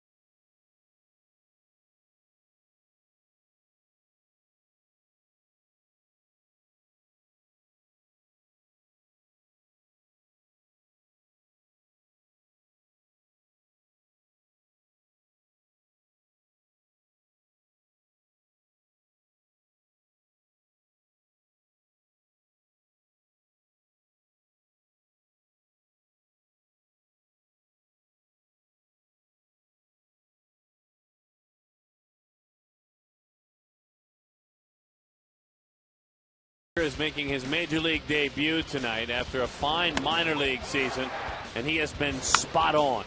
In the minor leagues, he sported a 3.79 ERA in 26 starts. He has shown a fastball, he has shown a breaking ball, and a plus changeup. He has also run the bases. Our Chaz Roberts air conditioning cool play. His first big league double. He was unfortunately doubled off, though, to end the inning. Yeah, his first big league base running blunder. And with the Diamondbacks and their outs on bases, the unfortunate thing for Parker is that he fits right in that area, because Arizona's got a ton of outs on the base paths this year. You got that right. How about no walks there? No walks in your major league debut. That means you're just in complete command of your stuff.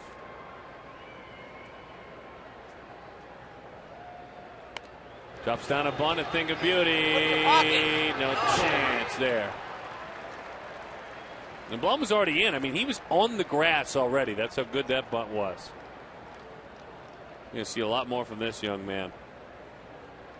It won't all be fun for opposing teams. You can see Blum in, but not in that far. He was about even with the bag. D. Gordon, not a chance. He easily beats that.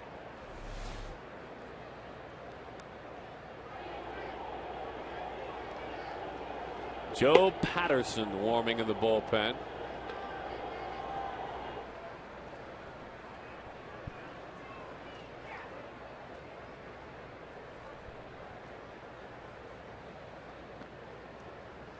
Parker this year,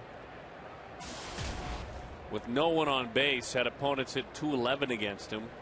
When runners moved into scoring position, that average was .246. That was this year. That was in Double-A. Of course, part of that Southern League championship team, as that one is bunted again. Blum barehand fires, got it. Well, that's a great play by Jeff Blum. A great play. Guy with all those homers is not expected to be up there sacrifice bunting, but Don Mattingly thinking, man, one run might be enough to win this thing tonight, so I'm going to put him in scoring position out there. You see Blum with another great play. Yeah, a lot of homers and a lot of hits lately. Sands in the middle of a 14-game hitting streak, hitting .430 in his last 14 games. He does it in front of Matt Kemp. Now, everyone's in scoring position when Kemp hits. Well, you're walking. You're walking. That's why I'm curious about giving up an out and moving the runner around. You will pitch right around Kemp here.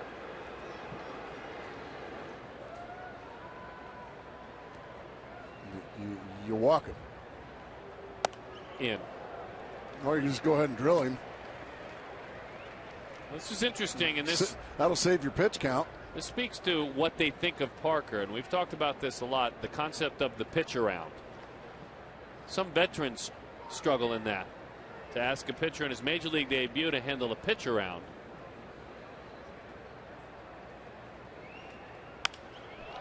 To right field. Yeah, I told you go right after him. He beat him with a fastball.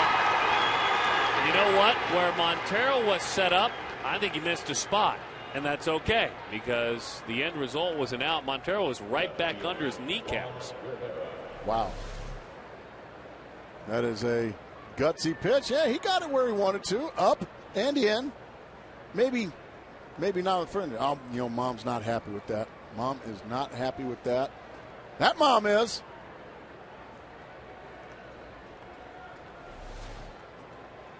He got it up. Boy, well, he got Matt Kemp out in a big situation. I wouldn't have messed with him right there. You heard what I was saying. I was saying you walk him. Now you got to make sure you go right after Rivera as well in this situation. This guy's driven in a lot of big runs in his career. When he's been healthy, he's been very productive, Darren. Kemp, by the way, what did Parker just do? He retired a man who was 13 of his last 29 with runners in scoring position. 448. Yes. 1-1 the count. Right by Rivera.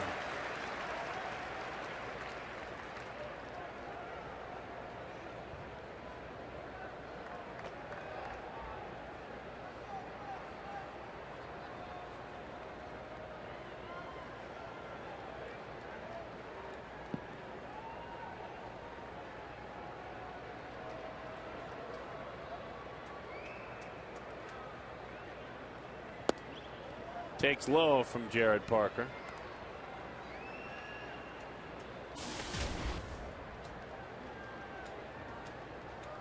"22 years old. He'll be 23 right around Thanksgiving."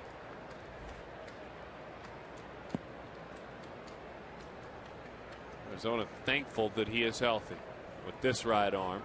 The 2-1, a beautiful changeup. He didn't get the call. Oh, did that flutter? It looked like it fluttered over the corner. James Hoy, the home plate umpire, thought it dipped low. Mom's like, what? Well, that's a strike.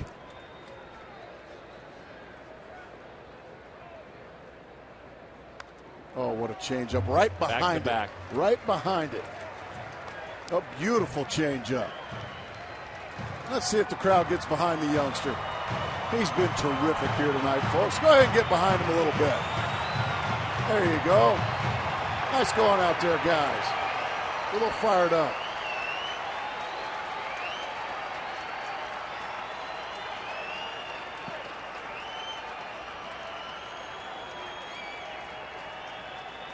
The 3-2 pitch. Fly ball up and into the seats late on a fastball.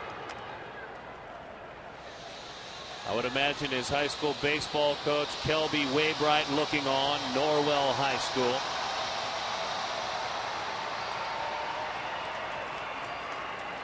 Those three are looking on.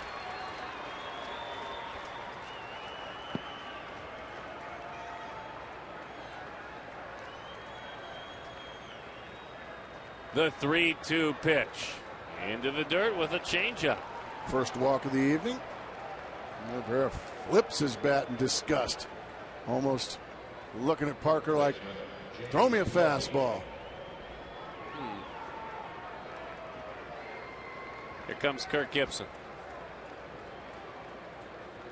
And he has made the call to the bullpen. Stand and cheer, folks. You just saw the first of what promises to be many quality starts by that young man. Boy, he did himself proudly tonight. Very proud.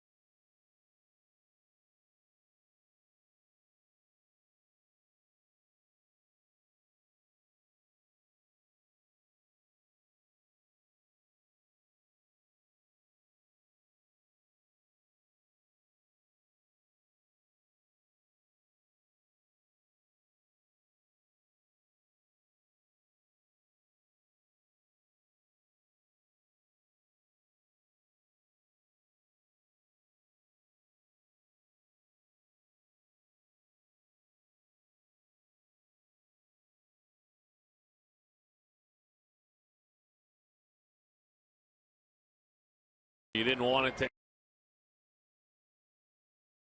handle himself amongst major league hitters in a crunch situation. He's grinding on himself right now.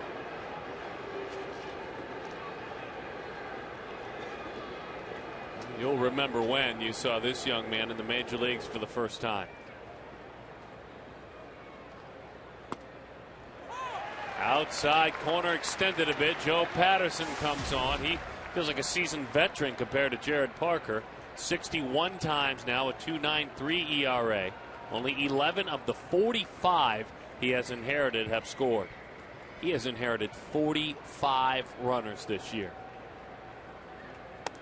Tried to strand 2 more with that pitch right there. 1-2 the count. That's a good 0-2 pitch right there. You try to crossfire it across the outside corner. See if you can get Loney to reach out there and swing at it. Loney showed good patience.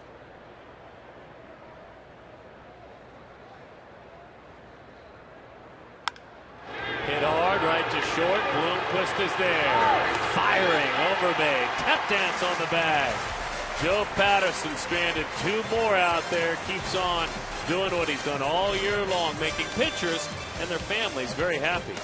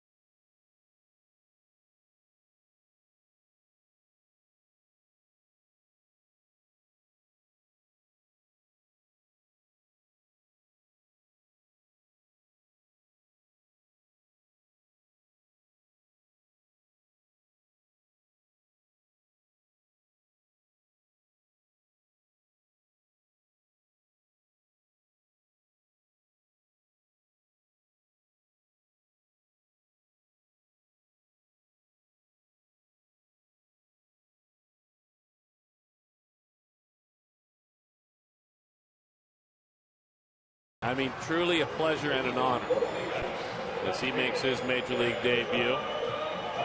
Does so in the second to last game of the season, and put that sweatshirt on and be a spectator for the next 24, 36 hours while this team figures out their fate. Is picked up there by Joe Patterson. Now, our funny moments tonight. You played along in our Kia text poll, and you love Down Goes Gibby. You love it.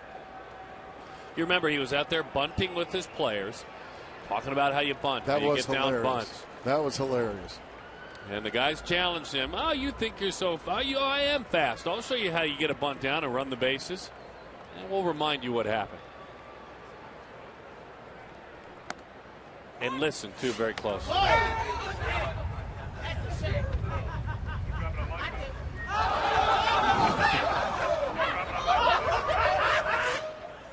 I think the boys loved that, didn't they? High fly ball, well struck left. Shy of the track, Rivera is there to make the play for the out. Now this. One more time, we know, just for the skipper. Listen to it. It's the best part.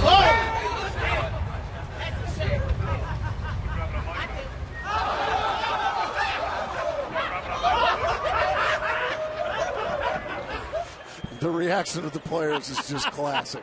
It's just classic. It's how much they love and respect that guy.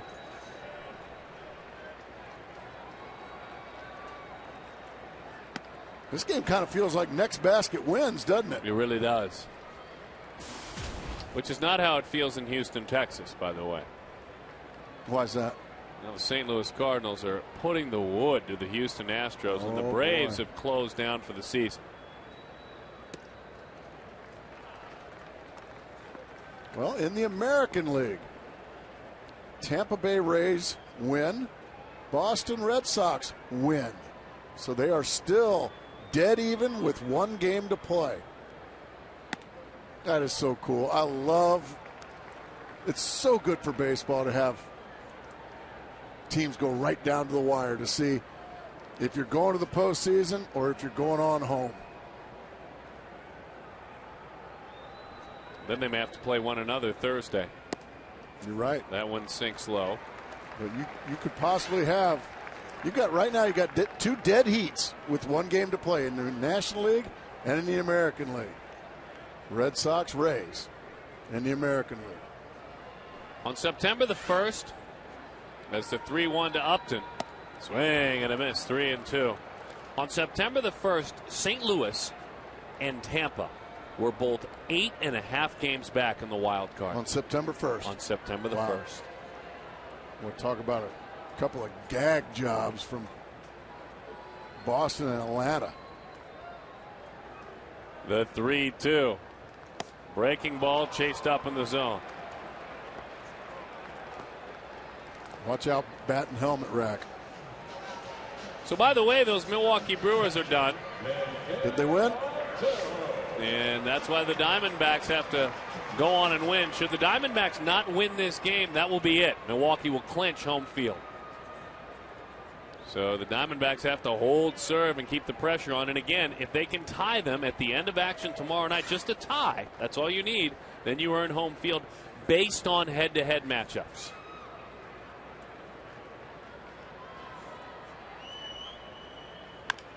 Bouncing ball, charging and playing it right at his letters. The second baseman, Carroll. Easy chance. 1, 2, 3. You following all that, folks? Does it all make sense? There'll be a quiz in a bit.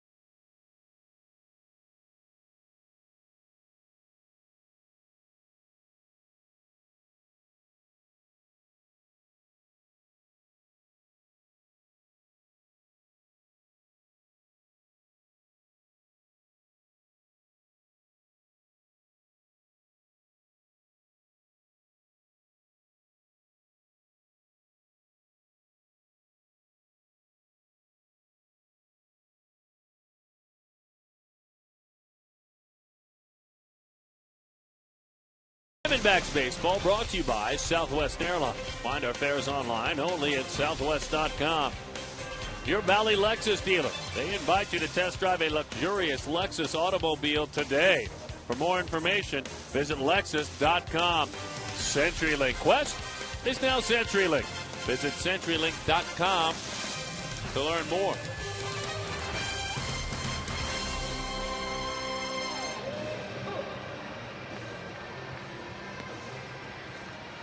Back of the ball yard, Ryan Cook goes to work out there on the mound. And when I see him working in this situation, in a scoreless ball game, late in the ball game, I'm thinking he may get a chance to be on that postseason roster. I think you might be right. Why else? Why else? And we've seen the arm, and we've seen better outings since. This is coming from out of nowhere. I'm just a thought. I mean, think of this situation. Yeah, think of this situation. Yeah, they want to see what he's got. They want to keep him free. They want to keep him active. Pitch is high, 1-0 the count. And if Ryan Cook is throwing strikes, he's tough. He's very tough.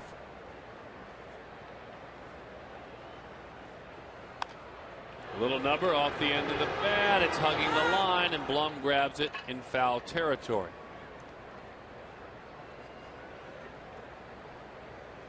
Be here tomorrow at 6:40. Sorry about that, Darren. 6:40 p.m. as the NL West champion Diamondbacks take on the Los Angeles Dodgers in the final game of the regular season. It's Fandemonium presented by Fry's, which means fans can win great prizes all game long. To buy a ticket, call 602-514-8400 or log on to dbacks.com/homestand. 1-1 the count. Cook rocks and fires the fastball late on it, and there is no greater challenge for an announcer and especially a color analyst than the foul ball promotional read, and you really did a great job. Well, after butchering it last night, but you learn, you clean things up and you move on. There's the master. That's the man that can handle that foul ball read. He's sitting down close, simply put. We found out he wanted to get closer to see Jared Parker up close. I don't blame him. He usually sits right up above us in some great seats. Imagine that, entertaining a crowd. That's new for Joe. That's what he does. 2-2 is grounded foul. So we'll do it again. We can't wait till next year when Saturday nights again, when you're traveling off around the country, usually to Baltimore or Detroit. We can't wait till Joe comes in around the country and fills in and sits in your seats. The 2-2. A little ground ball, because we know all of the assignments for one of your colleagues, Eric Karros, include Los Angeles, Anaheim, San Diego, San Francisco, and Arizona. And 2-2 the count. And I now get my mail in Detroit. You get Miami, Baltimore, and Detroit. The 2-2. Popped up. Long run. Parra racing, still racing, sliding, and he got it.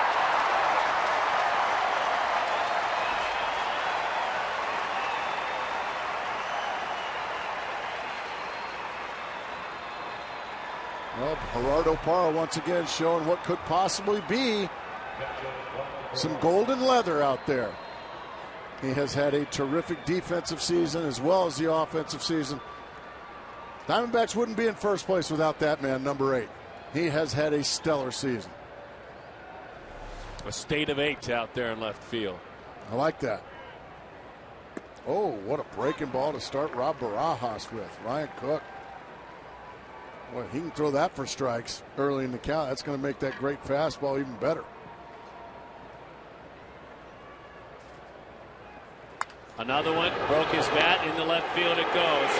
Parra's going to pounce on it. Is there a play? He doesn't even try it. So a broken bat single, threw him back-to-back breaking balls. He jumped on the second one, though he didn't hit it hard. Second baseman Jamie Carroll.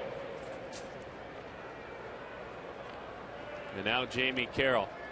Needs to be pointed out with Cook. You know, we showed you that ERA, and it's really an ugly one. But in his last 8 times to the mound in the big leagues, he's gone 5 1/3, struck out 6, and given up 1 run. His ERA is 1.7 in his last 8 appearances. Talking about Cook. Once again, he jumps ahead, this time with a fastball.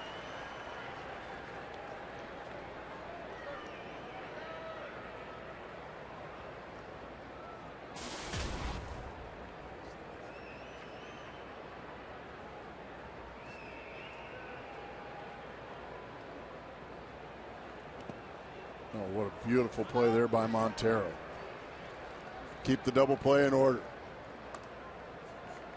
Along with that arm, and he's shown us the breaking ball, he's got a really nasty split-fingered fastball, and that's what Miguel blocked up. Pitched as a starting pitcher, first handful of seasons in the minor leagues. Diamondbacks opted to give him a shot at relieving this year. Well, here he is. There's a split-fingered again, 2-1 the count. Got to make a guy with 0 homers beat my fastball at some point.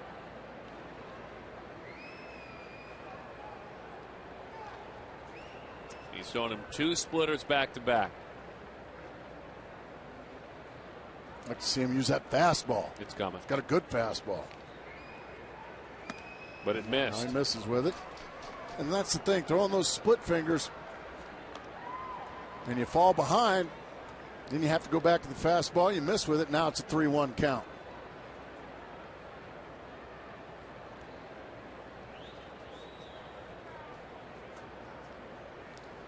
Three and one the count. Good fastball there. 3-2. Taken all the way, it looked like. Guys like Carroll, no problem hitting with 2 strikes. I'm going to take the same approach 3-1 as I am 3-2.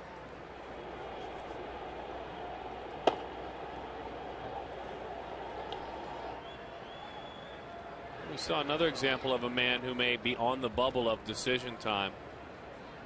Not Brad Ziegler. He's going to be on that roster, but veteran Alberto Castillo, right?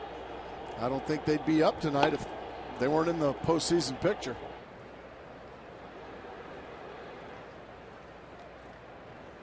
All 4. And that's what you're going to get with Ryan Cook. You're going to get some walks. Beautiful night outdoors at Chase Field. We're hoping all the dust and wind has moved along. Safe flying outside, we can tell you that right now. Scott Geyer having no problem at the helm of the helicopter out there. Eugenio Velez will run for Rod Barajas. And we promise you that Velez will not stand and catch. And we can promise you that Ryan Cook will not stay in and pitch, because Gibby's going to get him. Alberto Castillo trying to show the skipper something and the Brewers something as well.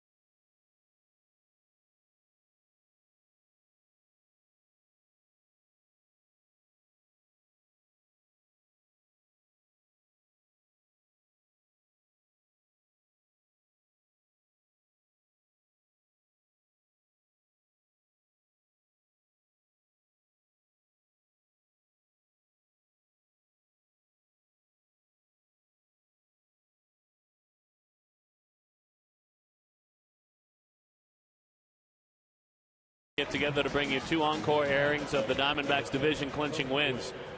Tomorrow at 2 o'clock over the Rockies in 07. Then Thursday at 8, it's the win over the Giants from last Friday, including the entire post-game celebration. Relive the moments right here on Fox Sports Arizona.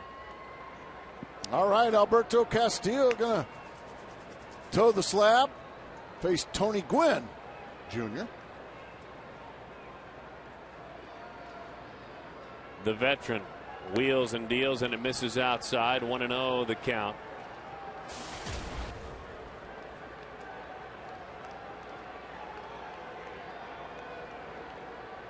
Castillo got some big outs earlier this season and battled shoulder problems, ended up back down in the minor leagues working. He's only been scored upon on 2 occasions.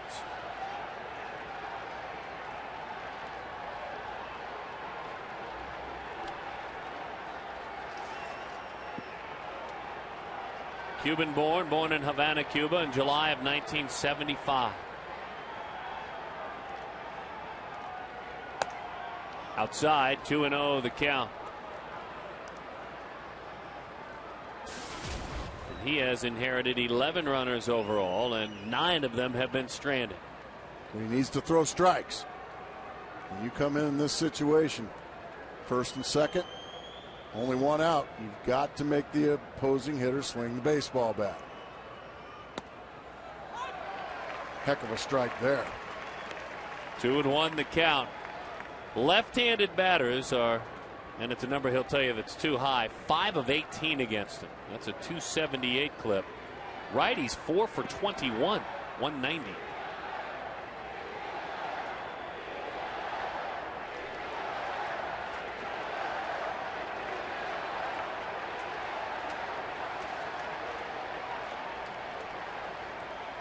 Crowd starting to chant "Beat LA" out there,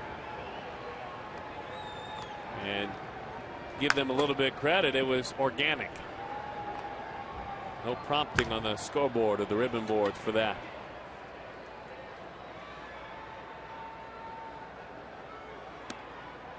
Another strike. Just a carbon copy of the pitch prior.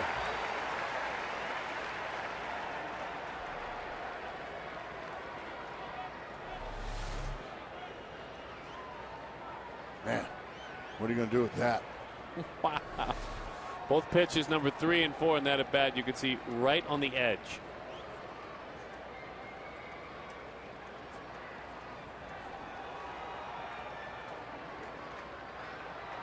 The 2-2. Outside. Went over the top with that one. More of an overhand fastball, but it's 3-2 now. Castillo going to have to force Gwynn to swing the bat here.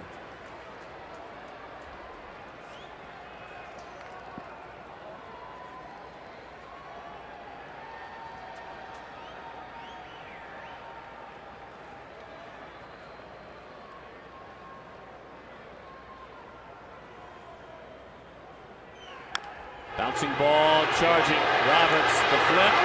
That's all they will get. Big aggressive turn. Uh-oh. The throw just back in there.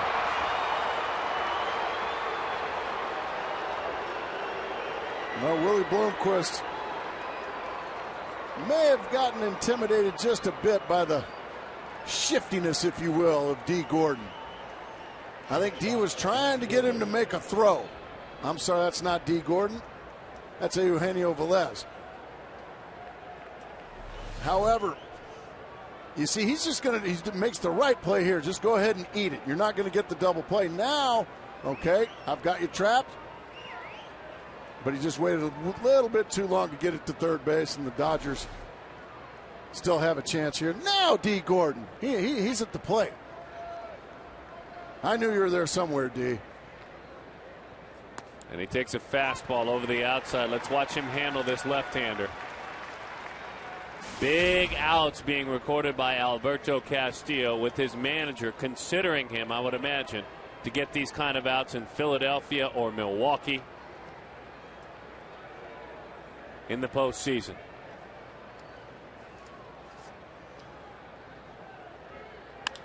Line drive, left center field. It's down. They were playing in already. Parra will get there. 1 run comes on around the throw to second. The slide way past the bag. And he got it. The run did not score. Gwynn continued to run. The second run did not score. Boy, if Gwynn could have been going even a little bit harder, Gordon could have stayed in a rundown, but a big, big run by the Dodgers.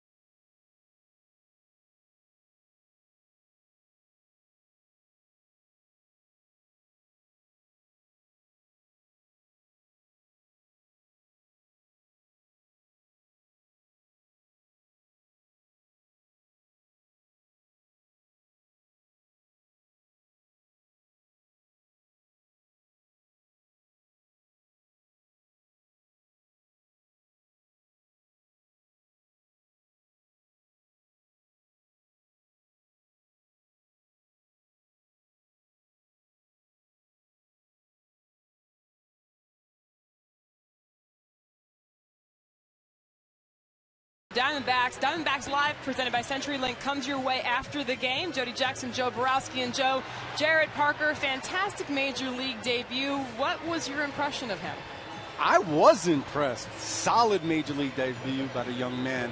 He was able to throw 3 pitches for strikes. Usually when you do that, it equals success. But there was something else he did on a mound that stands out more to me. Stands out more and impresses me.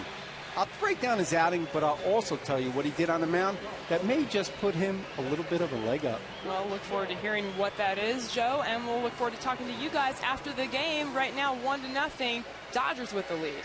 We'll do it, guys. Looking forward to it. And always like Joe Borowski's perspectives on pitchers, certainly. Time to go to work, gentlemen. 1-0 is the score. The Diamondbacks have 9 outs to play with. They already know Milwaukee has defeated Pittsburgh 6-4. They've got to win this ball game if they hope to open it home. If not, they will be traveling. And look, you've got to win games on the road anyway. So it's not doom and gloom or the end of the earth. Yeah, it's still the postseason. But they'd like to open it home. That's all. Matt Guerrero comes on for the 70th time. And A.J. Ellis is catching. I told you folks Eugenio Velez wouldn't stay in and catch. Ball 3. And you were right, Darren. I'm wrong a lot, but I know that he's a good pinch runner. He's talking about that Bloomquist decoy trying to draw the throw. Oh, all 4. That didn't take long. Boy, you want to. Hey, let's talk about that decoy play, Darren. I'm glad you mentioned that. Watch Velez on your left. He's thinking, well, he's gonna try and turn this, and I'm running. Now you got him. Watch, Willie waited too long. That's what happened. He had him picked, and he had the 3rd out, but he just waited and hesitated a little bit too long, and that ended up coming back to bite the Diamondbacks. But Guerrero probably just drove Don Mattingly nuts by coming out and walking the leadoff man on 4 pitches.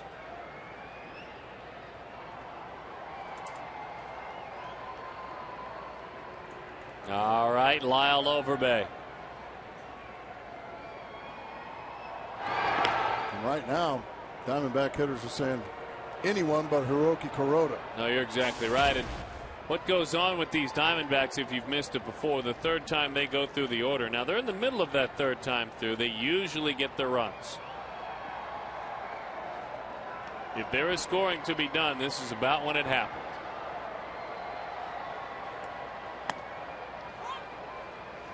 Well, that outside corner's been alive and well tonight for both sides.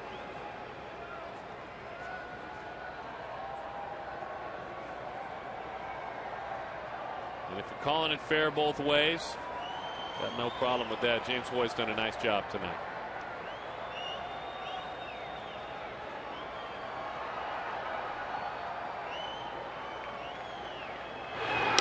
And you think about what's gone on with Boston and Tampa and Atlanta and St. Louis both being tied for the wild card. A wise baseball man just sent me a message, and it simply read, "The playoffs begin tomorrow." And that's a great way to look at it with those 2 teams tied. That's exactly right. Yeah, that's a must-win game. Must-win game. The playoffs begin tomorrow. 0-1 the count.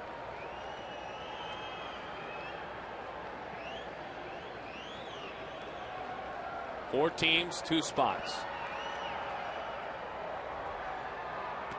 Breaking ball is low. Now, there is a reminder that if the Diamondbacks, if St. Louis wins, and they take the wild card, Arizona will open either at home or on the road with Milwaukee. If St. Louis wins the wild card. If St. Louis wins the wild card. Lock, stock, and barrel. 462-4600. We need to see you folks here.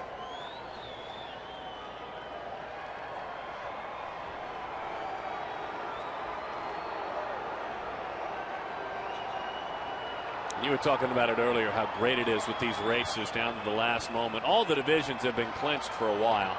How great is the wild card right now? It is fabulous. Belted into left center field. Kent chases, leaps, and it's over his head. Chris Young is flying around the bases. To the plate he goes.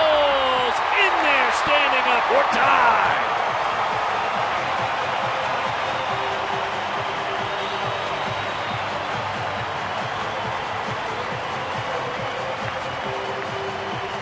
Once again, better late than never Diamondbacks. This time Lyle Overbay takes a fastball and launches it just past the leaping Matt Kemp. And that's all Chris Young's ever going to need to score from first base. Lyle Overbay just continues to get big hits late in the season. I got to hesitate now. I'm going to be able to score easily.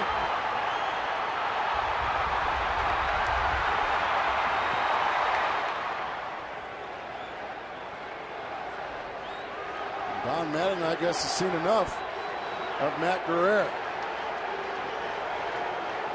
Yeah, just another guy who is not with this team in spring training. I mean, he was with the team in spring training 2002, but not with the team this year contributing. One guy, another guy, Kevin Towers finding the right pieces to go along with the guys like Chris Young.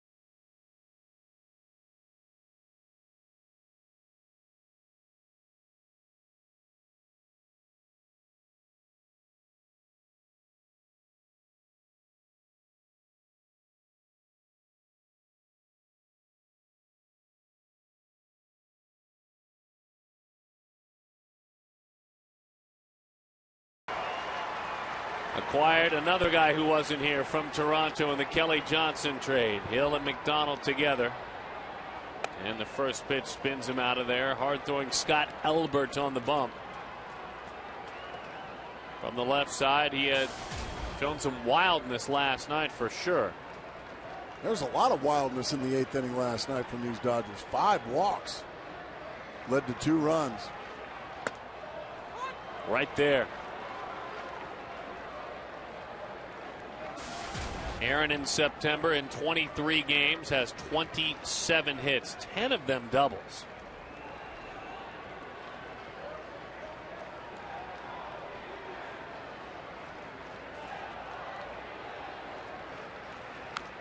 A little bouncing ball, that's a foul ball. So the count is 1-2.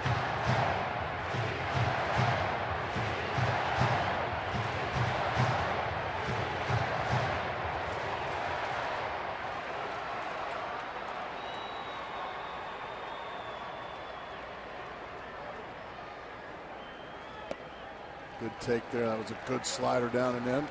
Tough to lay off. Hill walked last night, otherwise was 0 for 4.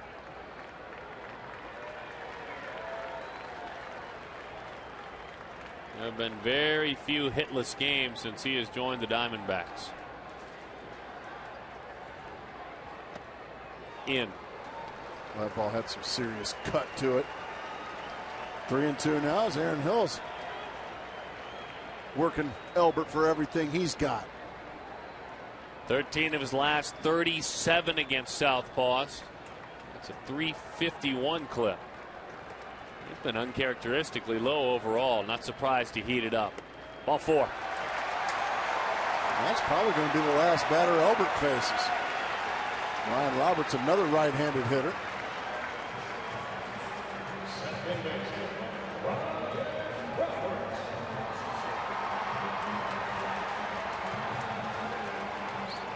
Don Mattingly did this last night. He went to the four-corner offense. Dean Smith would be so proud.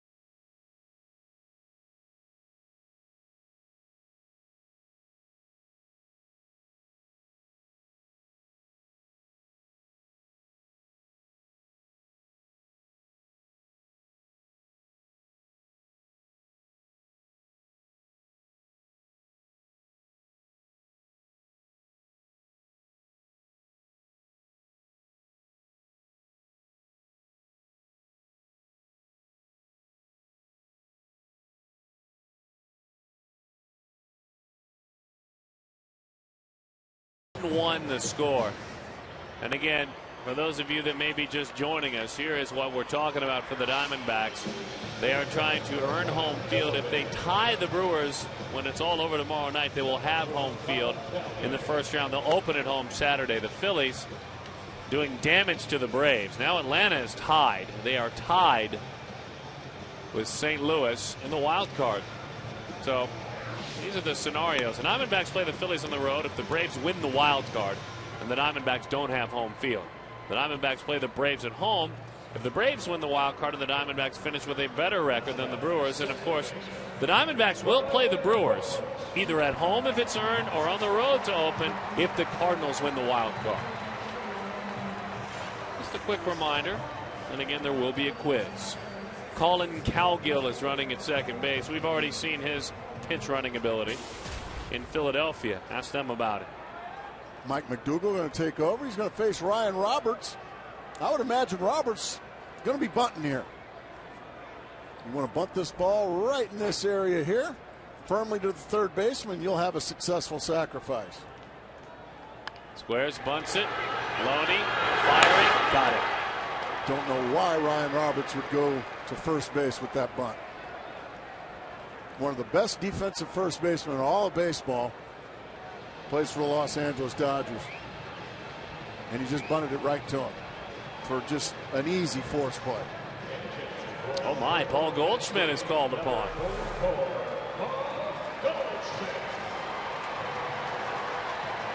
He made it look easy, didn't he?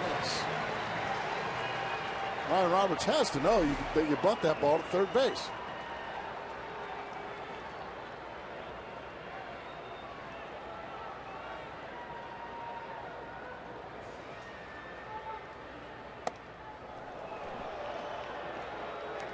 One and 0 the count.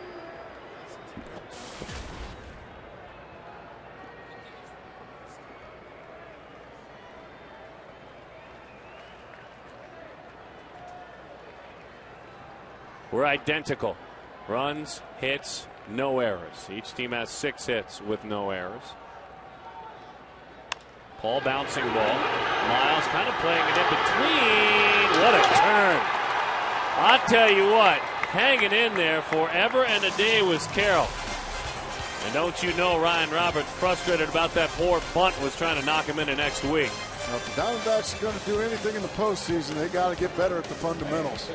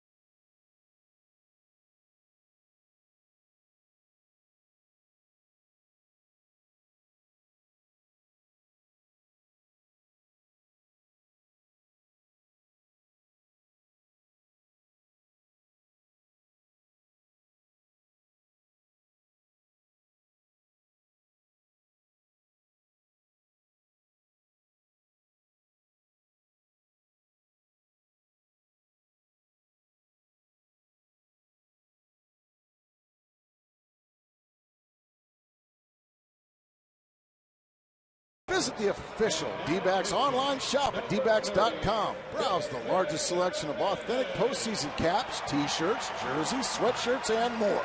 Get the hottest postseason looks while they're still available. The Dbacks.com shop is open 24 hours a day, 7 days a week. Get all your postseason, Get all your postseason gear straight from the source. The Dbacks.com shop. Now, you may continue. I just got so excited about that read, and I was going to ask you if you could get geared up for the postseason. I'm ready to get some gear. That hooded sweatshirt, all the things that go along with it. David Hernandez, and some changes around him. Paul Goldschmidt stays in as at first base. Aaron Hill is at second. Imagine that moves Roberts over to third. It does.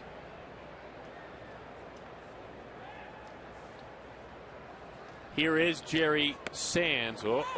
Breaking ball freezes him. And Sands, as we told you earlier, knee deep in a 14-game hitting streak. Hitting .431. This after having a huge power season in the minor leagues. David stumbled a bit. That one stayed high. Did you get your playoff gear? I haven't yet. No? But I will. You can bank on that. He went around. Montero. Nice block by Montero. There you have it. One away. Beautiful breaking ball from Hernandez. Equally important block by Miguel Montero.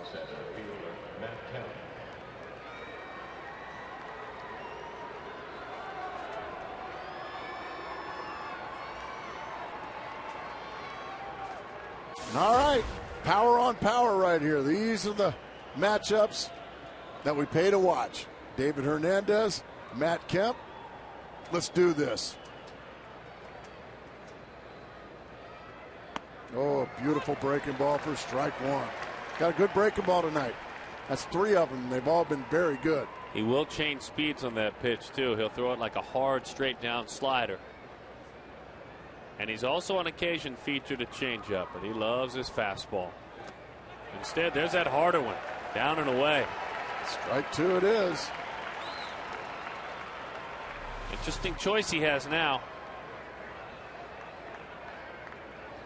James Hoy, the home plate umpire, was the one that made that call. It's 0-2 quickly.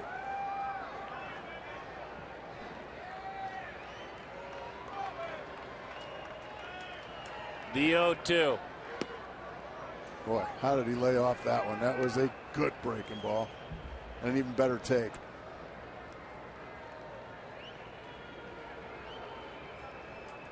Now you go ahead and throw it again. Because Matt Kemp now thinks he's going to get a fastball.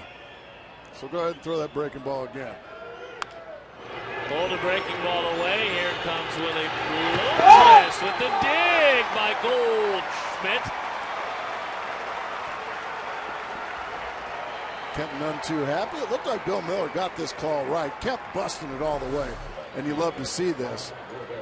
But it looks like it just gets him. And it does.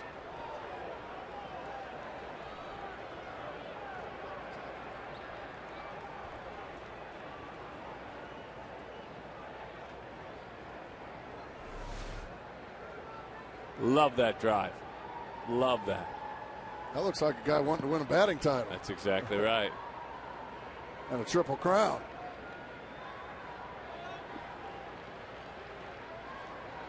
Here's Juan Rivera.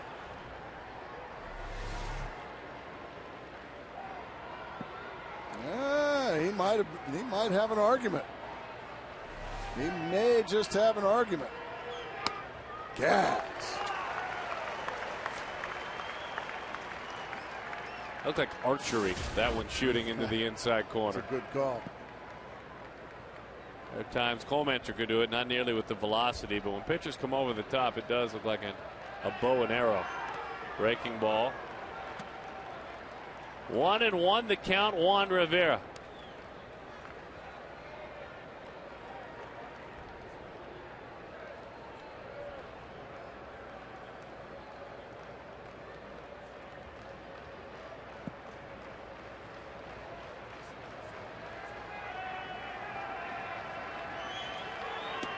Swing and a miss at a breaking ball. Now, Juan Rivera, he thinks the curveball's coming. Let's see if David Hernandez stays with the curveball or if he goes with the gas.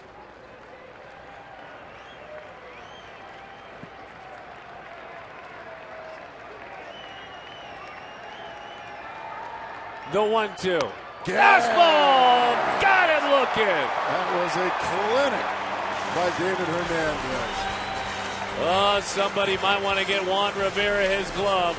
That's who's due up.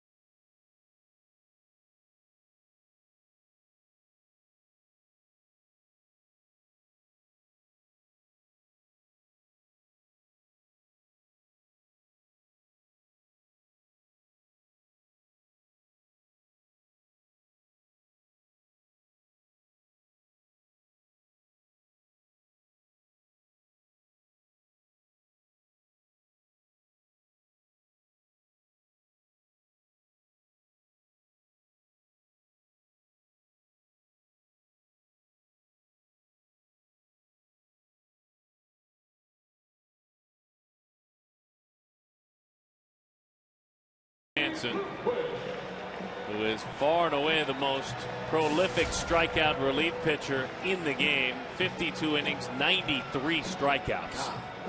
Goes to work for the 50th time this year. The Curacao native.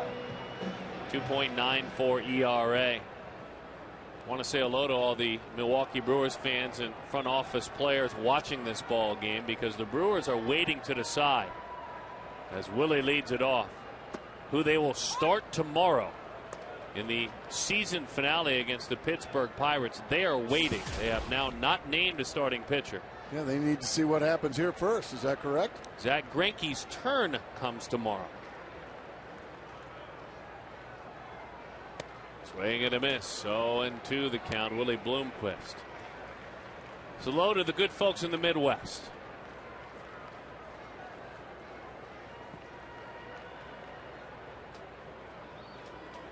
Willie, 1 of 3 in this ball game. Swing and a miss. That didn't take long. That didn't take long at all. So tomorrow the Diamondbacks will send Joe Saunders to the mound, and there's no hovering or waiting on that one. Saunders scheduled to go next Tuesday no matter what, so tomorrow's outing is perfectly timed. If in fact something changes with regard to home field being locked up, I'm sure they will be a bit more judicious with how Joe works. We shall see. And against Ted Lilly, Jansen since late July has been just about untouchable. Fastball cuts over the inside. 0-1 the count. His last 19 and a third innings, he's got a .93 ERA. Opponents hit below 100 against him. He has struck out 41 batters in his last 19 and a third. Oh my goodness. Just throwing nothing but hard cut fastballs. I mean, that's high school. Yeah, that's ridiculous. The 0-1. Yeah, these are major league hitters he's doing that to. I mean, that's like when you open up and you read about what Jared Parker did in high school. Yeah. In high school. Or Dwight Gooden did in high school. Somebody's let him know you're not supposed to strike out 2 an inning in the big leagues. 1-2 the count. And the other part of the story is that Jansen just became a full-time pitcher at the beginning of last season. Not in the major leagues, professionally. At all. Yeah. He was a catcher a couple years ago. The 1-2. Fastball just off the plate. And all up and down that Dodgers system are a lot of talented guys that have been in the system for 4 or 5 years that are scratching their heads. Yeah. They got lapped. Ball outside. Nibbling a bit. Looking for those strikeouts. And Parr doing a nice job not chasing.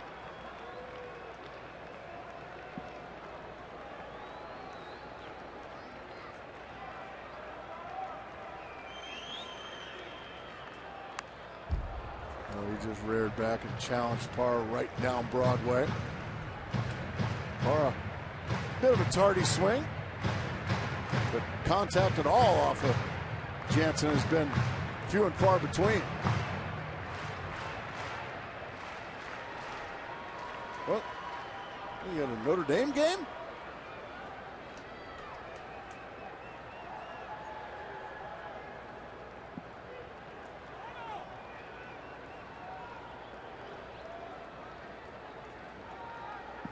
I brought my leprechaun.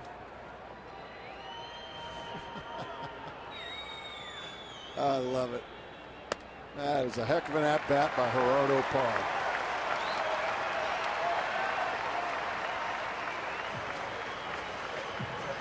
Wouldn't shock me at all if Parr might be on the move. Justin Upton, you're going to have to quicken it up a little bit. He's been a strikeout victim twice tonight. And against this big old hard throwing rascal, it's going to be easier said than done.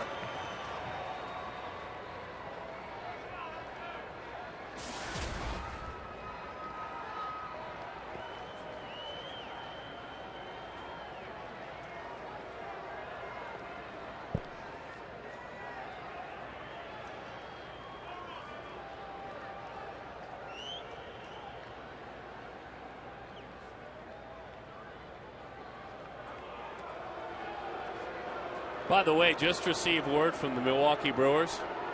They are watching. Who's watching? The Director of Media Relations, Mike Vasallo, just sent me a note that said Zach Greinke is starting tomorrow no matter what. Well, I'll tell you what, that's why it's an honor to work with you, Darren.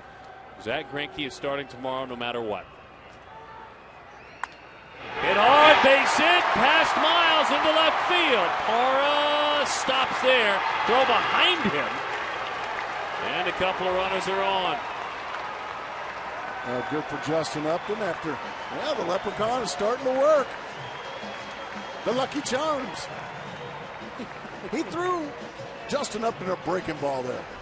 This guy throws so many great fastballs. That's a breaking ball. It does nothing. And Upton knows just what to do with it. Rivera comes in, nearly catches Parr napping. Actually, a nice play by Carroll to keep that in front and not give up anything extra. Is Miguel Montero now, who in these situations last night, Darren, tended to overswing. What he needs to do here is just let Jansen supply all the power and just put a nice smooth swing on it. Try to get a base hit instead of hit a 3-run homer.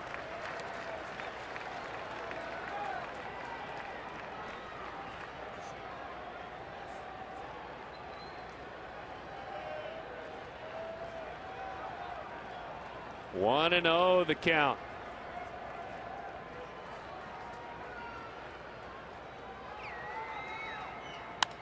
Line foul. Took it off the end of the bat. Gloves flying in the air.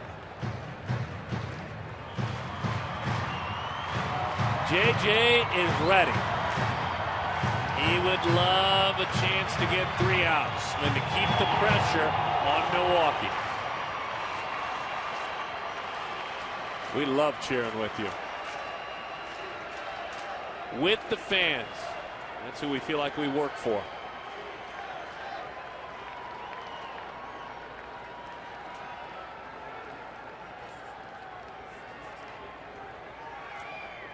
So Jansen, the last 19 times he's had a runner in scoring position, he's given up 1 hit and struck out 15. In other words, he's right in his comfort zone as we speak. Again, high school numbers. The 1-1. Gas. Just reared back and challenged Miguel Montero. Took a big rip at it. Then was underneath it.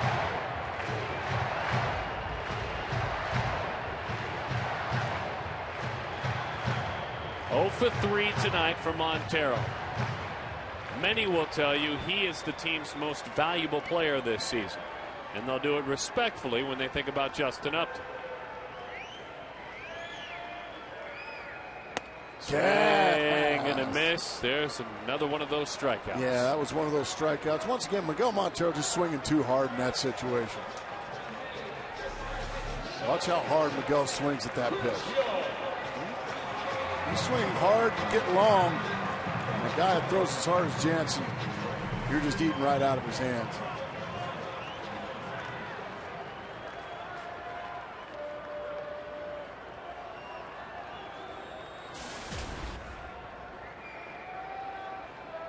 Young took a long time to compose himself before he headed up for this at bat. He watched it all very closely. He's been a big hit guy. Fastball in. 1-0 the count to Young. Tonight, he has lined to short. He has singled. He has walked and scored. Let's hope that the lucky charm is there to make a difference. The 1-0. Fastball. Wow. 1-1.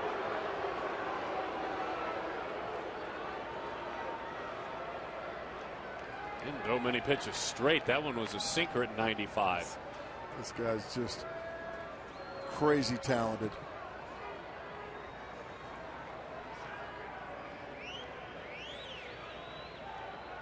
On 1-1.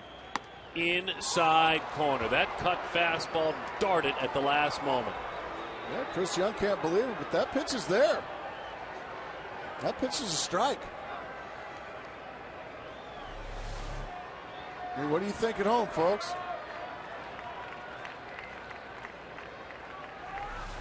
The hitter doesn't see that last little 2-inch, 3-inch movement. That's exactly right. Look at that stare. I'm about to throw something really hard your way, Chris Young. Let's see if he can answer the call. Oh, yeah. Easy call. Young fires the equipment. Frustrated with the call. I think frustrated with having to deal with that pitcher.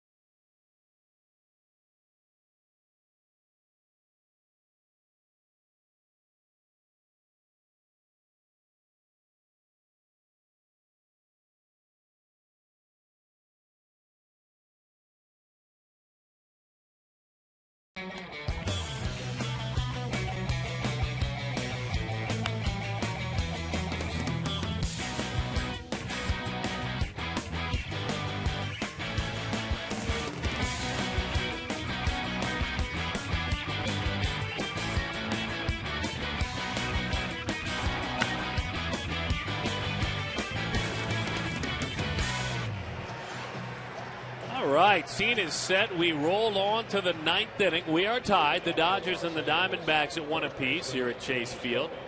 And J.J. Putz, the manager, goes for the win with this move. You get a scoreless inning from your closer, and then you go for the victory in the bottom half of the 9th. You hope to get the scoreless 49. That's exactly right. They trust in him, and he's worth trusting. J.J., the 4 blown saves he has suffered, none of them have resulted in Diamondbacks losses. This is a tie game. He faces James Loney out of the gates. And the first pitch is up and away. He did not go around. Well, since J.J., the big Michigander, since he came off the disabled list on July 26th, he's worked 25 ball games. He is 24 of 24 in saves. Bouncing ball, Bloomquist, easy chance, pulls him off the bag. Goldschmidt with the tag.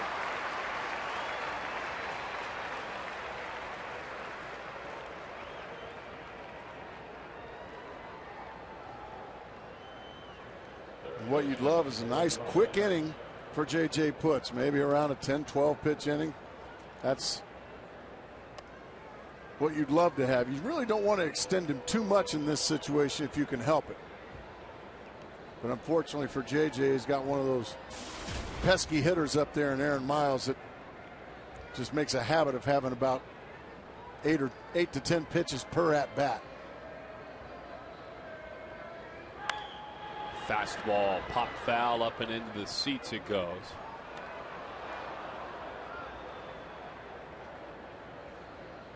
Oh, and 1 the count. 1-1 is the score.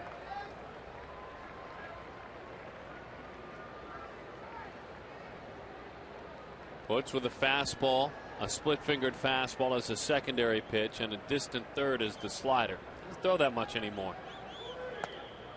That was a splitter, and it's high. 1-1 the count.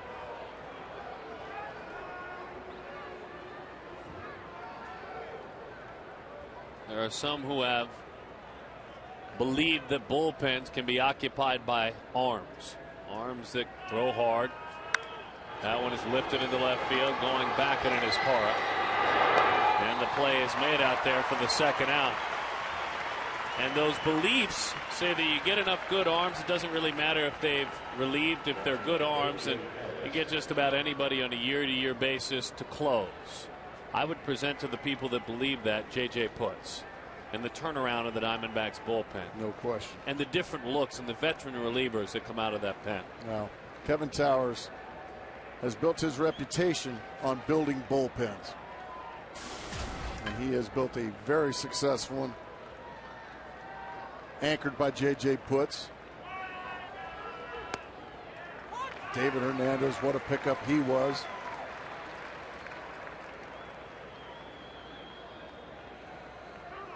The acquisition of Brad Ziegler has paid huge dividends.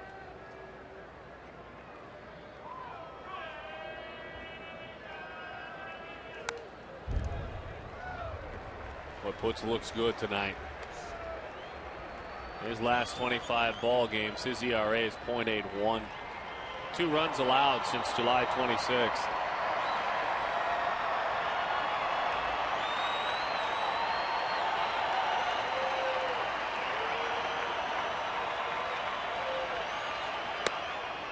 Tried to get him to chase upstairs, nothing doing.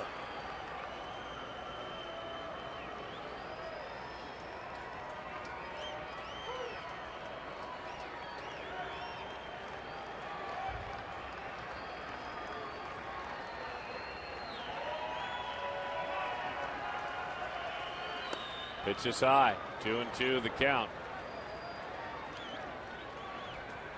By the way, we were talking about those wild cards. If St. Louis and Atlanta still are tied after tomorrow, the 1-game playoff will be in St. Louis. If Tampa Bay and Boston, if they are tied after tomorrow, the 1-game playoff will be in Tampa or St. Petersburg.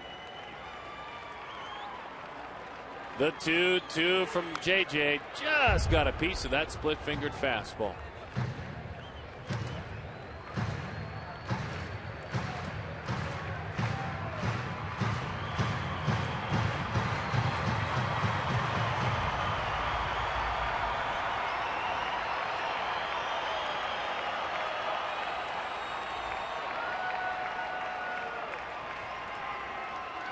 The 2-2 pitch. Ground ball, base hit, right field. Reached out and got a fastball. Didn't try to do too much, and A.J. Ellis is on. That was pretty right there by Ellis. Good 2-strike hitting. Got a fastball away he could handle. And didn't try to overswing. That's what I'm talking about. Just put a crisp swing on the ball and get a base hit. You don't always have to hit a home run to be productive offensively.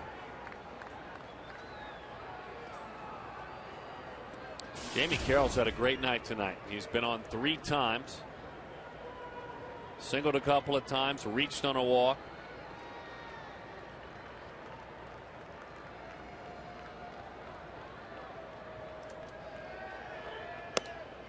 Right there at the belt. That's strike 1. 0-1 the count.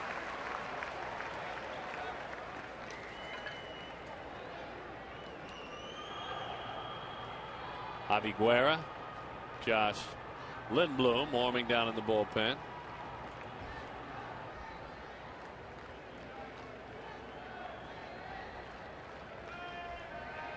And the 0-1. Up and into the seats that goes.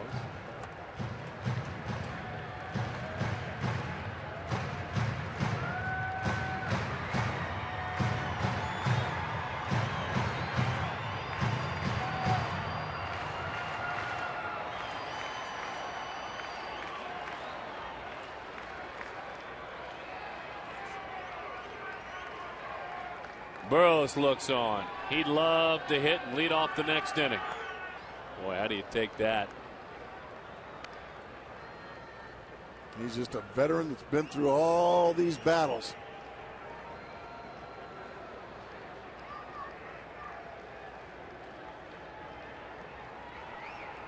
Both of these guys are. A lot of wear on the tires of both of these guys. Both great teammates. Both a big part of their locker rooms. The 1-2 pitch inside. Montero thought about it.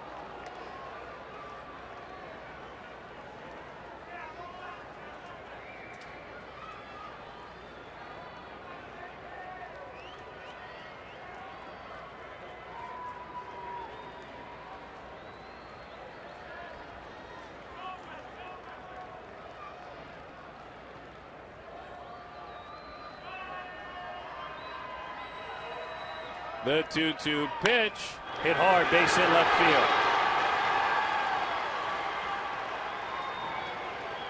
field. JJ having trouble getting that elusive third out, and this is the kind of inning we were talking about, Darren, and that is an extended inning. You know, the blood just doesn't flow through your veins when it's not a safe situation when you're a closer. You got the fastball in right where he wanted, but Carroll was quick and just drilled it out into left field. And now a little angst on the mound. Puts Montero, even Hill. And Willie Bloomquist wanting to know, all right, where do you want me playing? As former Diamondback Trent Olchin is going to come in and hit.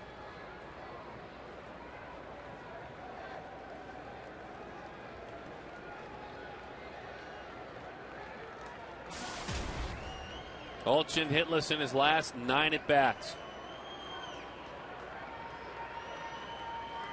Kind of a funny statistical season this year since he has come back to the major leagues. The Australian native.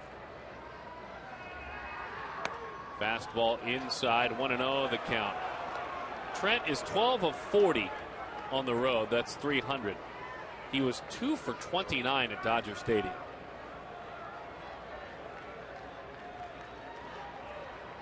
Hit .339 this year in AAA.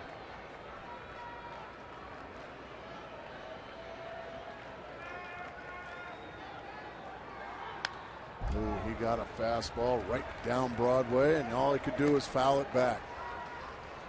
And JJ, we've seen it a lot, Darren. He's not afraid to just rear back and throw it right down the can. No, he is not.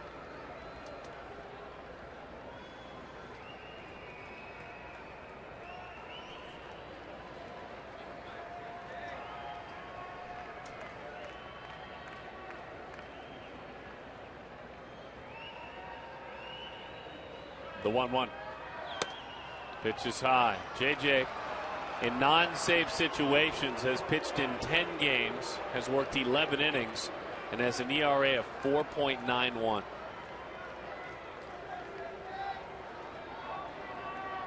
Brad Ziegler starts to warm in the pen.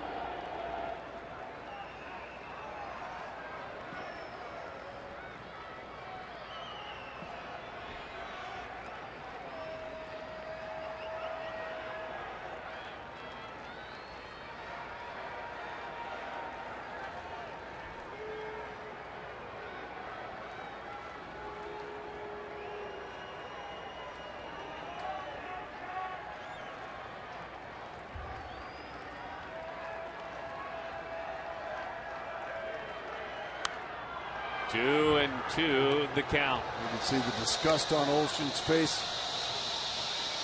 He can't believe he missed his pitch again. That's twice in this at bat now. He's got 2 pitches right there and has done nothing with them. Now JJ's got him set up for that terrific split finger. Let's see if he goes with it. I think it's time to throw it. But you got to execute it. And if you're Miguel Montero, you have to be ready to block it.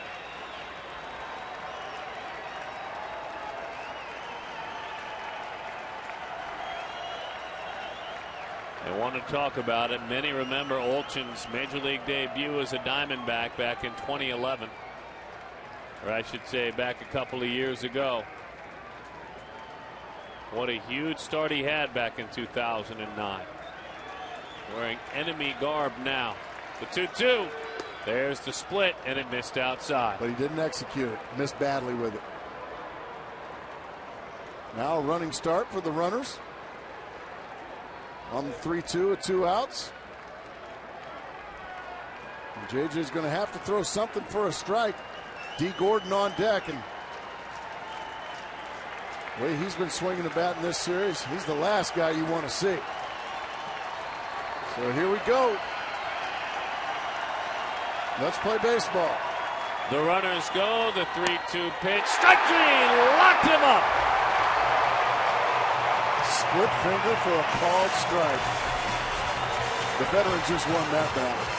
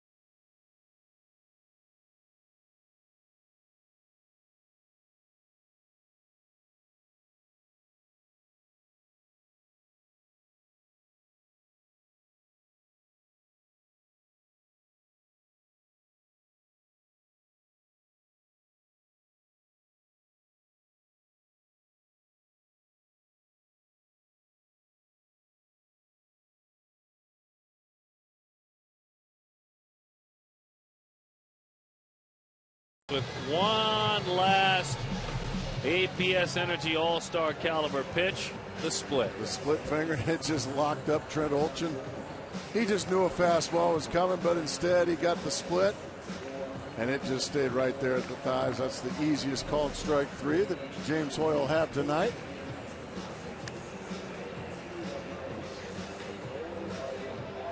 He's been something special this year, hasn't he? Oh, you bet he's been something special, and he cherishes the opportunity that awaits in the next couple of days. He's pitching coach Charles Nagy, and he having a bit of a conversation. Probably something silly at this point because he's always saying something silly when he's not between the lines. Yeah, both those guys. Nagy's got that. Have a good laugh. Nagy's got that eerie grin that he can get. There's a little bit of shot mixed in there. You can feel it. Josh Lindblom goes to work for the 27th time this year. Opponents hit just .211 against him. A big fella, hard-throwing right-hander. Sean Burroughs to lead it off.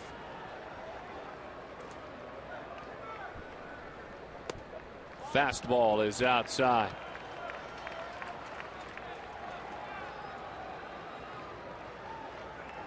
.161 games will be completed after tonight. Swing and a miss. And the Diamondbacks have no idea who they're playing or where they're playing in the first round. Isn't that amazing? And by Thursday at the latest, there will be two teams that no one's talking about anymore. Either Tampa, Boston, or St. Louis, Atlanta. The 1-1. Hot shot, base hit, Sean Burroughs. An improbable story to say the least. He has come off the bench. That is his job, pinch hitting, and he's done it very well this year. Well, he got a little breaking ball there from Lindblom. And he just rifled it into right field for a base hit. Just a little slider there, and he just rips it.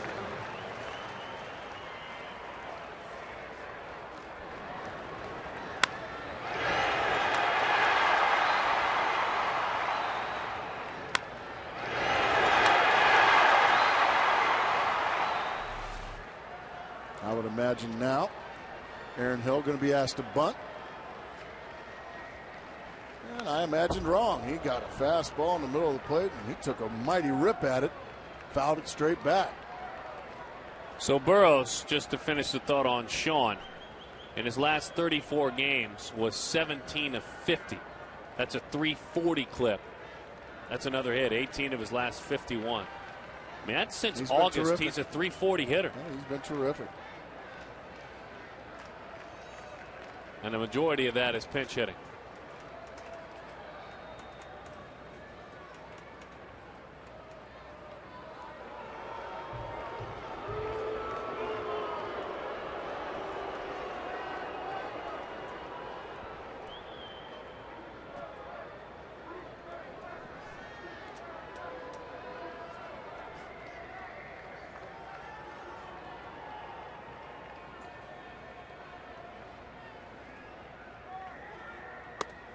Overthrew a breaking ball.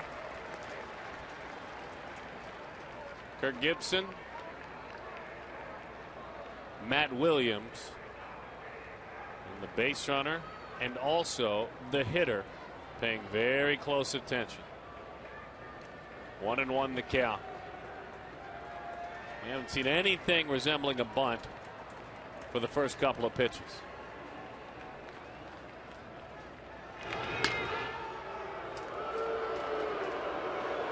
Very deep in the outfield, what defenders deem a no doubles defense. I mean, look especially out there in left field. It's even deep for Rivera, who already just about leans against the wall anyway. I was going to say, he's shaking hands with the folks out there in the first row. A lot of room to dump one in there. High slider, got away with it. 1-2 the count.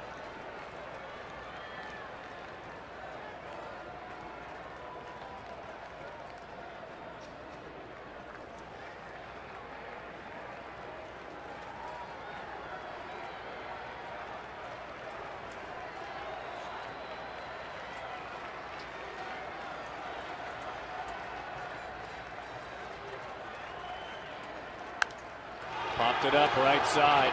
Beat him again with just a high slider. He got away with a couple in that at bat. Hill underneath all those sliders ends up popping up. I mean, this thing is just hanging a cement mixer that does nothing. He put a good swing on it. He just got underneath it. He'll regret that at bat. You don't get too many of those to hit.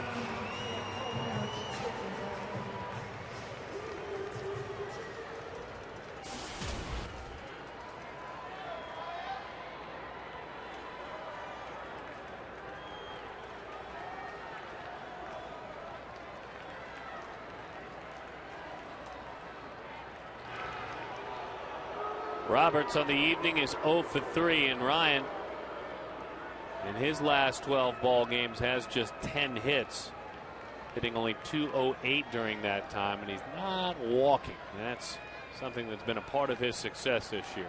Only 1 walk in his last 49 plate appearances. 0-1 the count.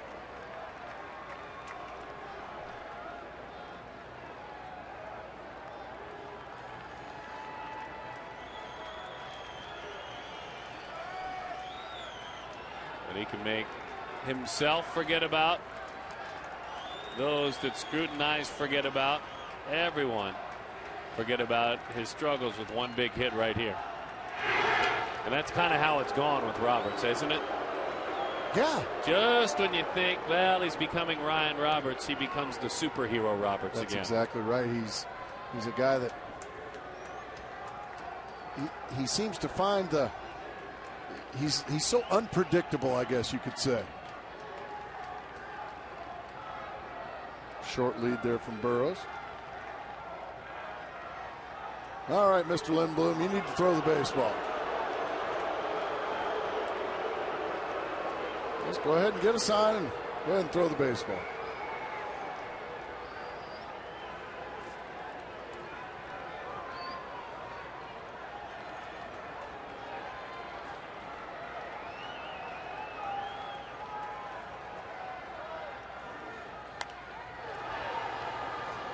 Up and over our heads where it's a souvenir.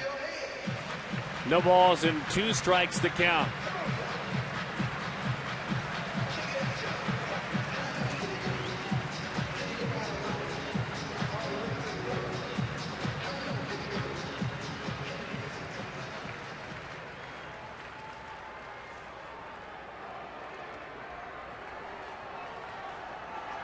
Burrows would love to get going, have a ball find a gap or hug down a line somewhere.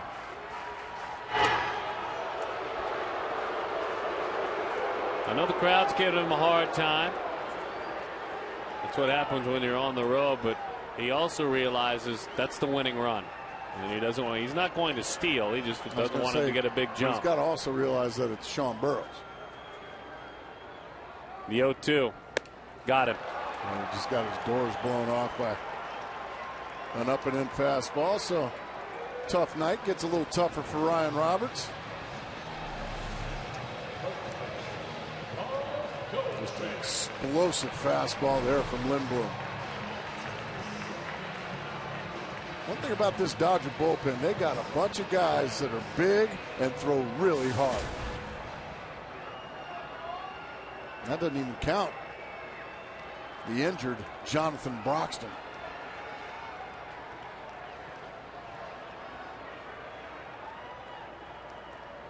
Paul takes a fastball that darts over the outside corner. 0-1.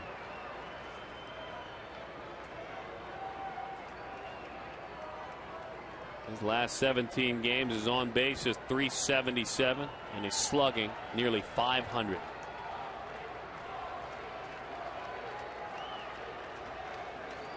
Fastball, 0-2.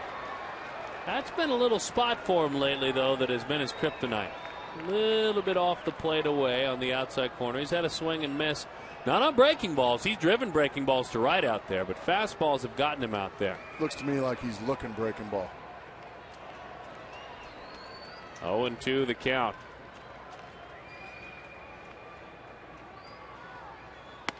He got a breaking ball there. Big reaction by Lindblom. He got out of it. Putz did his part, so did Lindblom. It means something to these Dodgers.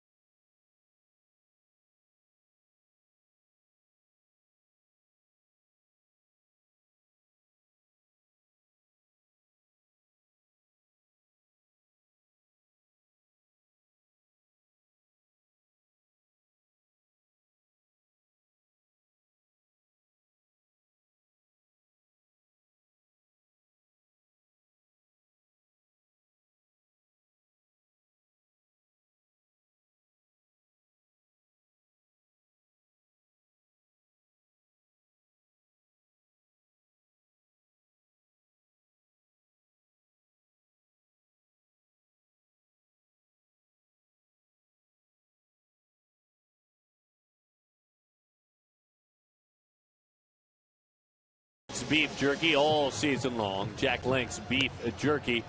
Feed your wild side. Micah Owings goes to work. The right-hander on the bump for the Diamondbacks. And he has been a stunt man to say the least. Guy who J.J. Putz called recently, maybe the most important pitcher we've had in our bullpen, because he's also been important to the starting rotation. Well, he's going to come on and face the top of this Dodger order. And big-time speed. Ryan Roberts is about 30 feet from D. Gordon at third base. Just daring him to bunt the baseball. What that does, though, it gives D. Gordon a lot of room to slap it past him.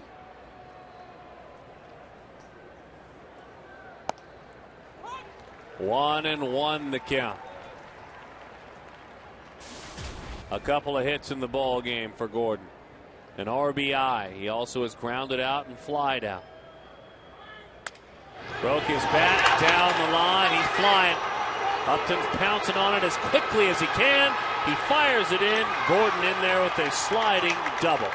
Broken bat, hugging the line right over the bag. Two-bagger, a three-hit night for the man who probably should be called Flash as well, D. Gordon. Well, Diamondbacks decide to play.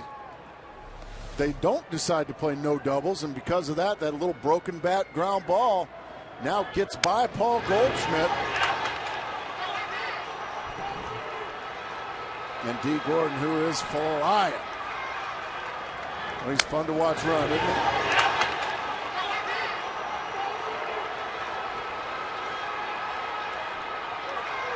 Now Jerry Sands most likely going to be asked to bunt in this situation.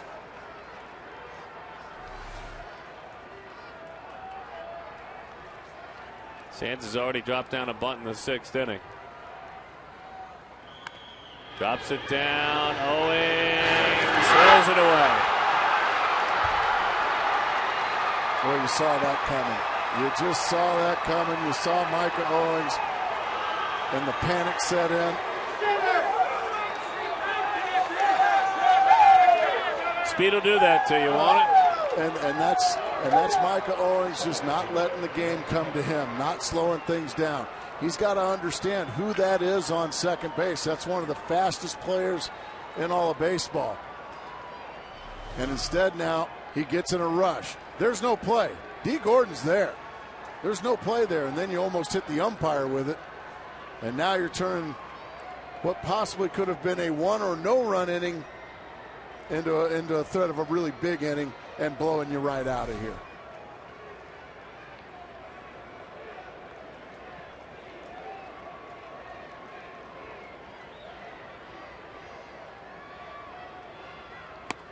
And the Diamondbacks have not been good at the fundamentals tonight, Darren. They haven't bunted the ball well. They have not fielded the bunt well. They made a base running mistake. Jared Parker earlier in the ball game got doubled up on a routine fly ball to right field. And in the postseason, you're going to get a lot of close games, a lot of late and close games where it's decided. Zion's hit out there, and now the Dodgers taking control, and Chris Young can't get a hold of the baseball. So it's all coming apart for Micah Owings and the Arizona Diamondbacks here in the Dodger half of the 10th inning. And that's just another situation where they keep pitching to Matt Kemp, and he just keeps hammering them. Fastball right in the middle of the plate. See why? Boots it. Now he boots it. And everybody moves up, and people now heading to the exits. Single, RBI, and an error on the center fielder, Young.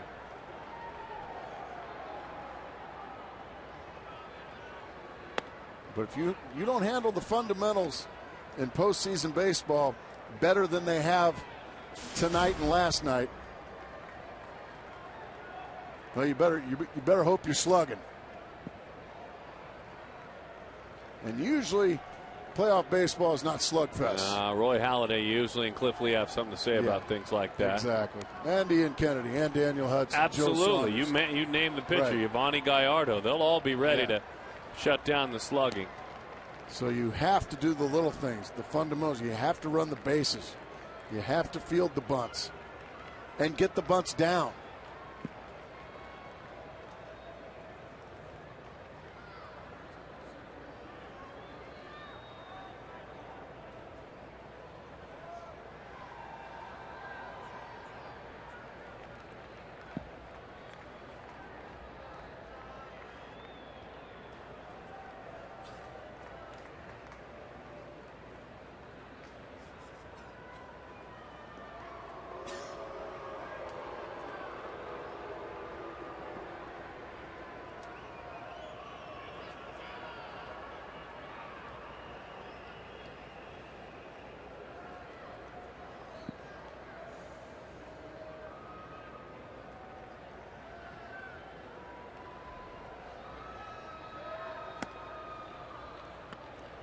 Three 3-0 the count to Juan Rivera. Nobody warming in the Diamondback bullpen, so this is Micah Owings' inning to get out of.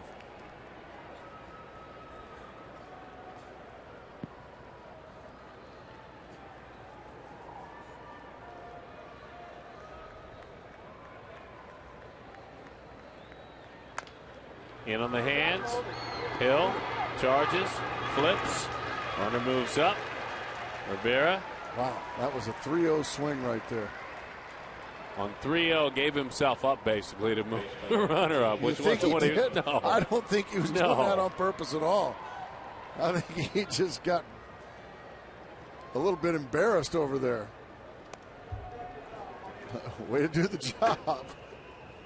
Yeah, it's a productive out. That's not really what you're wanting when you give your cleanup hitter the 3-0 green light. I don't think Prince Fielder would be swinging like that on 3-0, do you? He had the 3-homer game tonight. And if you're watching back in Milwaukee, Prince, hello. Nice going tonight. Bouncing ball off the glove of Hill, a 3-run inning. If they are watching back in the Midwest, they're cheering. They're Dodgers fans tonight,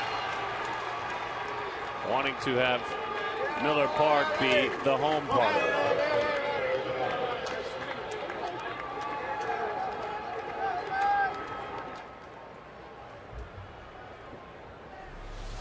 A single and an RBI there for Loney with the drawn in infield. Just squirts by Aaron Hill.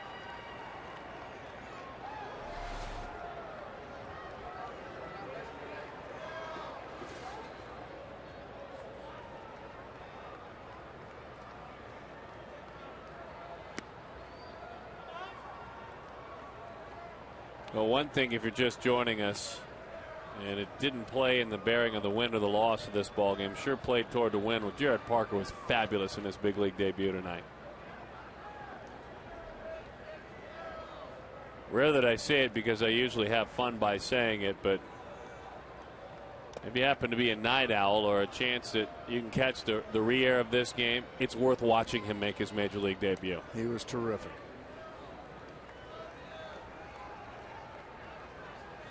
5 2/3. Just one strikeout. He was never threatened. And if just one strikeout, if a pitcher can truly be dominating with just one strikeout, he was. Oh, you absolutely can. You read a stat of about 75% of the batters he faced tonight were retired within 3 pitches or less. That's dominating.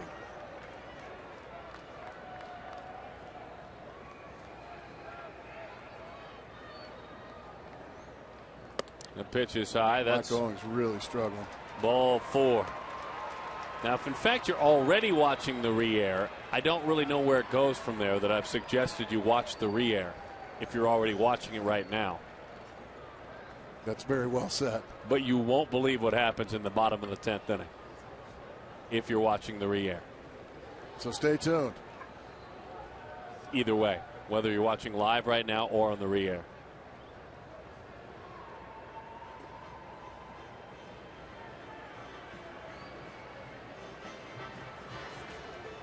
Clayton Kershaw on cruise control the rest of the year. Truly enjoyable for a starting pitcher with a season like he had, where you can start and kind of head into that rest your body for a month phase. Oh, sure. You don't have to be throwing if you don't want. You don't have to be doing any lifting. Pitchers, hitters, you guys will take a little time off for your body, won't you? Doggone right, especially when you're as young as Clayton Kershaw. As a pickoff play, as the Dodgers have put up a 3 spot here in the top of the 10th inning. James Loney, not really a threat to steal. A.J. Ellis fouls it off. 0-1 the count. 4 runs, 11 hits, and no errors for the Dodgers. A run on 8 hits and 2 errors for the Diamondbacks.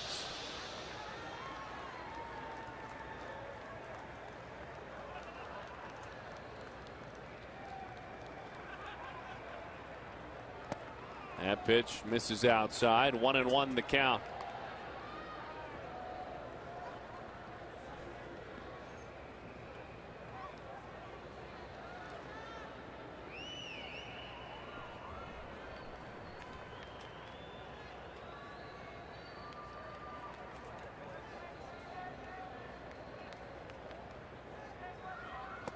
Well, the struggles continue here for Micah Owings. It's been a struggle recently for Micah after having a fabulous 5 months of the season. And it appears as if, by the way, this is his mess to clean up. No, there is nobody getting loose in the bullpen. But his stuff is flat tonight. He's getting hit pretty hard. High drive, right field. Upton goes back off the wall, and it hit Upton after it hit the wall. Him right in the head. This might be an inside the park home run. And that is the last thing that a man who has just recovered from a concussion needs. Couldn't think of a worse thing to occur. The runs don't matter.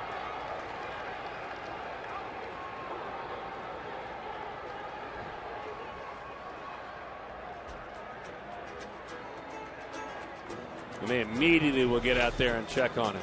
It caroms right off the top of the wall and right in the coconut of Justin Upton. He's stunned. Now Kirk Gibson going to have to go all the way out to the right field warning track where Justin Upton is crouched down.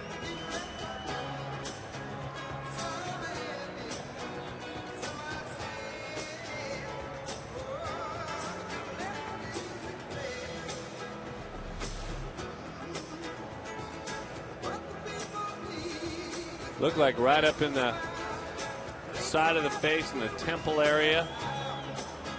Golly. And that would be on the other side, correct? Yes. Yes. He was hit on the kind of on the left and the front as it jammed down. And then this time on the right side.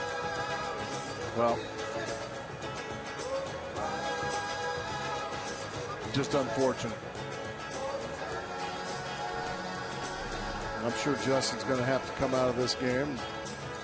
Yeah, he's going to come absolutely. Out of he shrugs his shoulders. And Justin, young man, you've got to get in there. I'd like to see him probably take tomorrow off as well. Hey, there is no doubt about it. Justin shrugged his shoulders. He didn't want to come out of the game. This is the only decision to make. And if the Diamondbacks don't rally, tomorrow's game with regard to home field means nothing. So I agree with you on that. He needs to be ready for Saturday to play in Milwaukee or Philadelphia. You've taken 2 shots off your noggin in the last 4 days.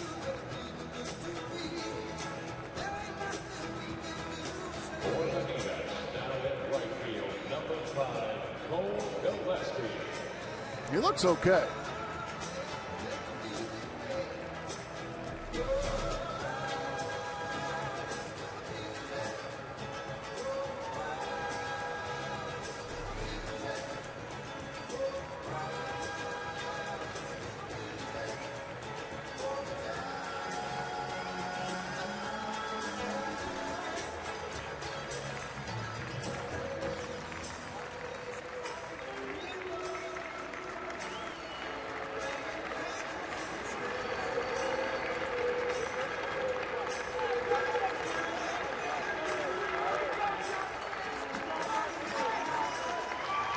He continues, and I'm not sure if it was in the jaw area. Somebody just got a great souvenir.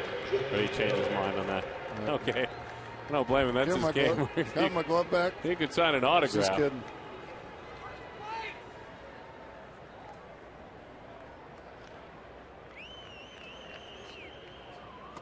Pitches inside. 1-0 the count. I think he tried to throw it off the wall and he missed. Yeah, into the dugout. You're exactly right. 1-1 the count. What a brutal 48 hours on that young man's head.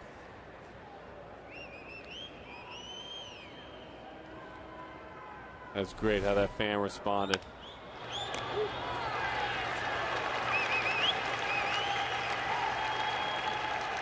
First time they've retired Jamie Carroll tonight. Well, he has been a thorn, hasn't he? Well, A.J. Ellis just almost hit an inside the park homer a moment ago. Here's Justin Sellers.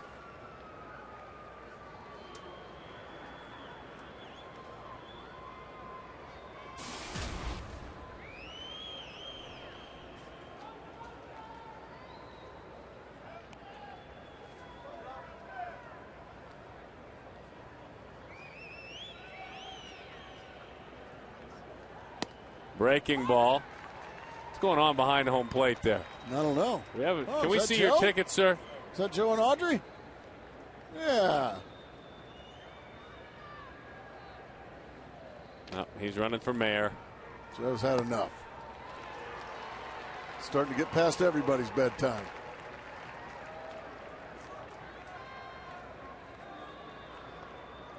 He just wants to slide on downstairs. That's exactly right. 0-2 the count. Poke to the right side. The last 48 hours for Justin Upton have been no fun at all for the young man. This was on Sunday. He missed yesterday's game with a concussion and for precautionary reasons. He plays his first game back, and then that happens. And then he threw his glove in the stands. 1-2 the count.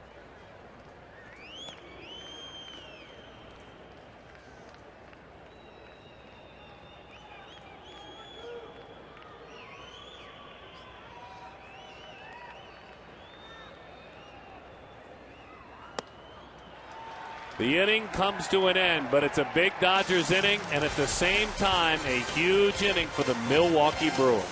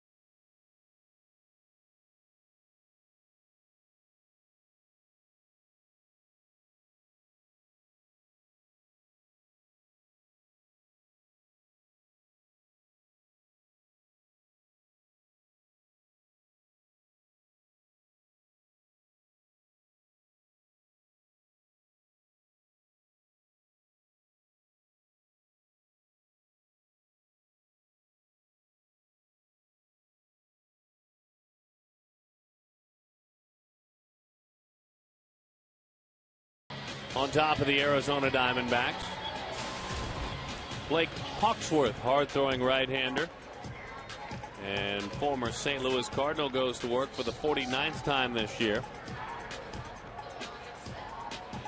Willie Bloomquist to lead it off. Gerardo Parra will be second. About 26,000 in attendance here tonight. The Diamondbacks comfortably over the 2 million mark this season, bettering last year's attendance. Much better baseball to watch this year. I was going to say, you would hope you would better last year's attendance. And then even have it grow substantially next year. This club is earning fans back with its level of play. We want to thank those of you that didn't come down tonight that invited us into your home. Again, part of the story that we want to tell over and over, as I know this club might be frustrated tonight as they prepare for postseason. But the way Jared Parker pitched, that's not really completely relevant for the upcoming postseason. But Parker tonight in his major league debut, 5 2/3 shutout baseball, 73 pitches. And it was effortless for the National League Western Division champions.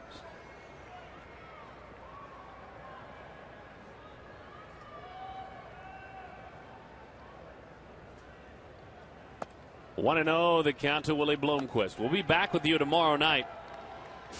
Pandemonium at the ballpark. If you can't make it down, go ahead and try to make it down for the final home game of the season as you get ready for the postseason. And a lot of great prizes given away all throughout the night. A real festive atmosphere. And don't forget to make your postseason plans. We can start mentioning it in a bit. You hope there's a Diamondbacks comeback, but things will become much clearer if this score stays the same.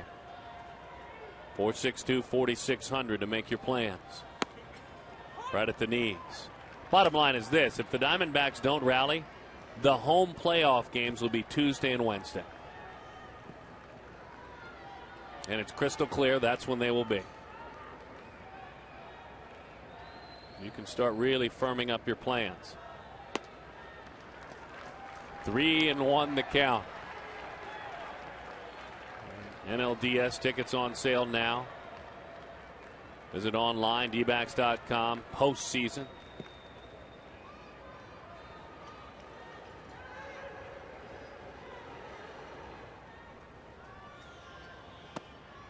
Three and 2 the count. And as we told you earlier, Arizona still has no idea if in fact they don't rally, if they will travel to Philadelphia or Milwaukee. They may know after tomorrow night. They still might not know after tomorrow night. There may be a one-game playoff.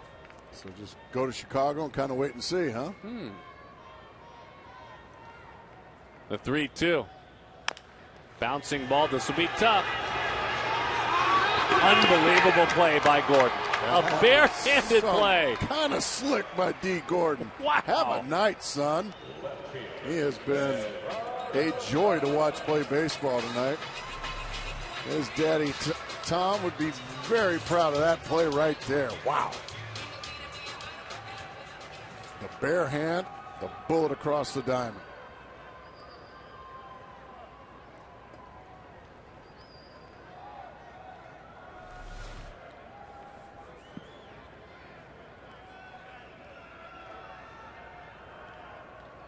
Gerardo Parra. He takes a sinking fastball for a strike. That's why Rafael Furcal was deemed expendable and moved to St. Louis. They wanted to get a good month and a half look at D. Gordon. I think he's shown him plenty to be. I've seen a lot. Up front of the pack as the opening day shortstop. Right back to the mound. 1 out away for the Dodgers, winning the first 2 games of this series. And Arizona hoping to fight, scrap, and scrape and not finish 93-68 after tonight.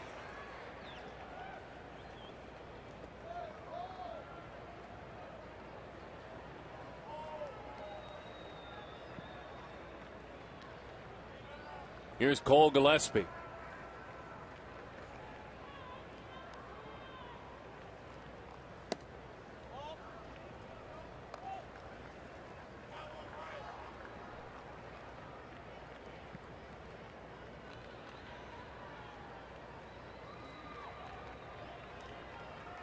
One 1-0 the count.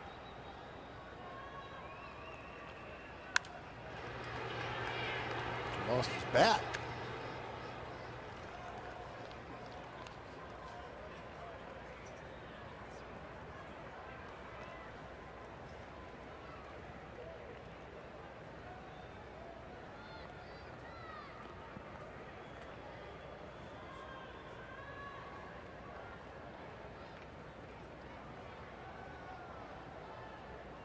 The 1-1. Breaking ball is outside. Yeah, the Dodgers went with some rookie hazing recently, and the guys made the trip out of San Diego. They had to get dressed for the trip. Oh, they had to wear that? Yep, there he is, D. Gordon. That's D. Gordon. Look at Orlando Hudson. Orlando Hudson. Oh, no. I know you're not going out like that. There's a pitch that is high.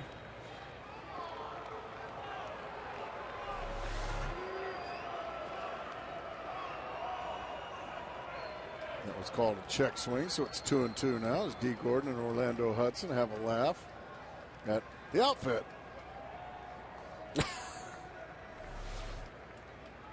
The 2-2. Chopper, that's a fair ball, and Hawksworth not covered.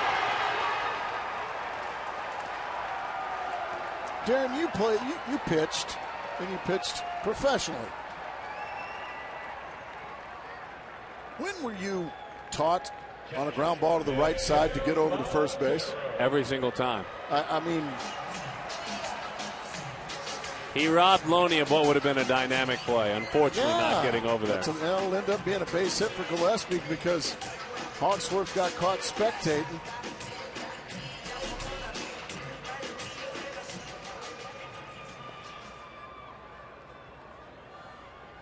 I mean, probably before high school, right? Yeah, oh, absolutely. That you're taught you've got to get over to first base on a ground ball to the right side. Swing and a miss. Big swing from Miguel Montero. In professional baseball, and that includes minor league camp, that's as far as I was fortunate enough to make it. You do it a million times. Yeah, at least.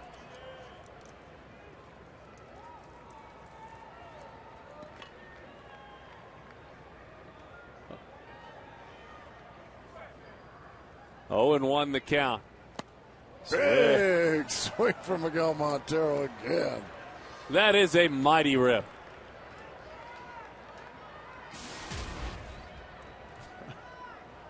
I would imagine there's going to be another fastball and another big swing. Let's see what the result is. Montero trying to go downtown. The 0-2. Oh, my goodness. He went up and got it. It was the fastball. It was a rip. He didn't pull the ball, though. But he cut it short. He shortened up his swing on that. He wasn't trying to hit that ball out of the ballpark. He brought his elbows in nicely and just drove it right back up the box. Once the elbows come in towards the body, he just drives it back up the box. That wasn't the home run swing.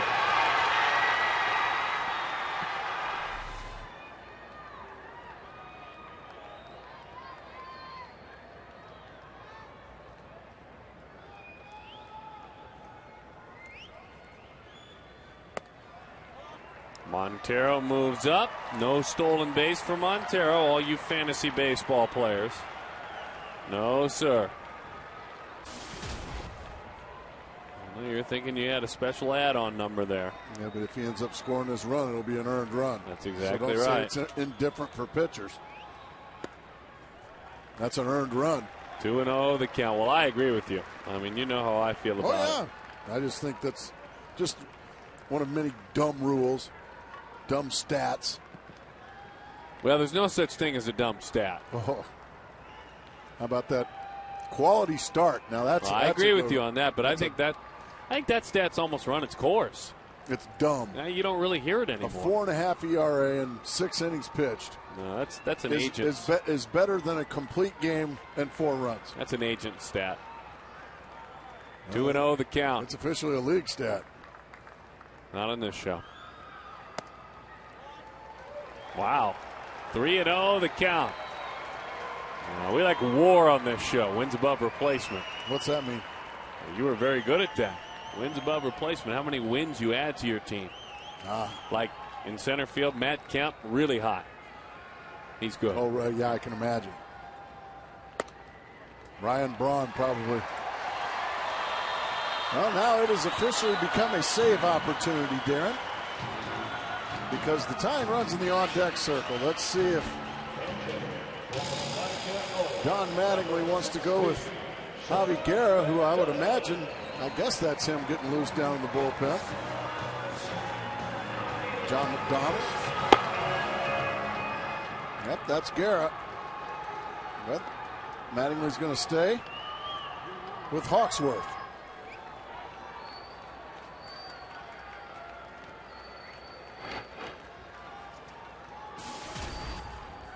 McDonald 10 of 56. He's been really good in his career with the bases loaded.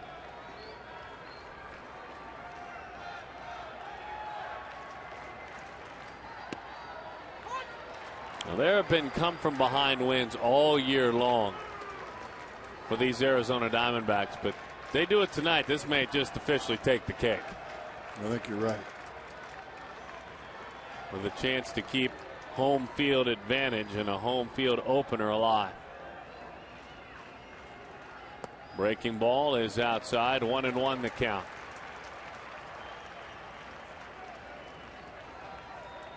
Arizona is 7-4 in extra inning games. And they have 47 come from behind victories.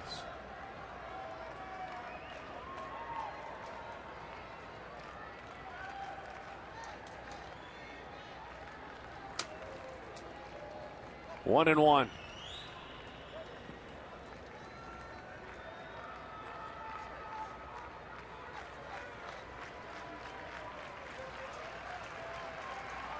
Your tying run waits on deck.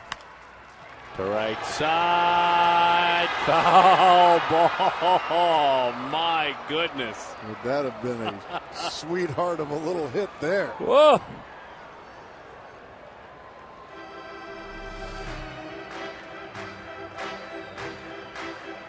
Just a couple of feet foul from driving in a couple. And that would have brought the tying run to the plate.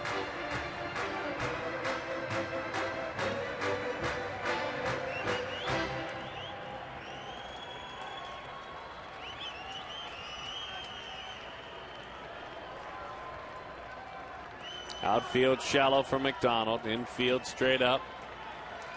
Bases full of Diamondbacks. Hawksworth struggling through this inning. Hit hard out to third, off the glove of Miles, on across the diamond. The inning rolls on.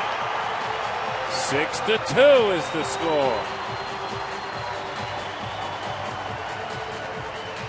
And here comes the tying run.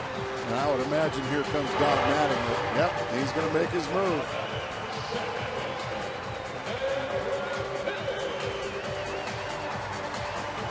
That is an error on the third baseman. We will step aside. Javi Guerra warmed in the pen. All right, don't go anywhere.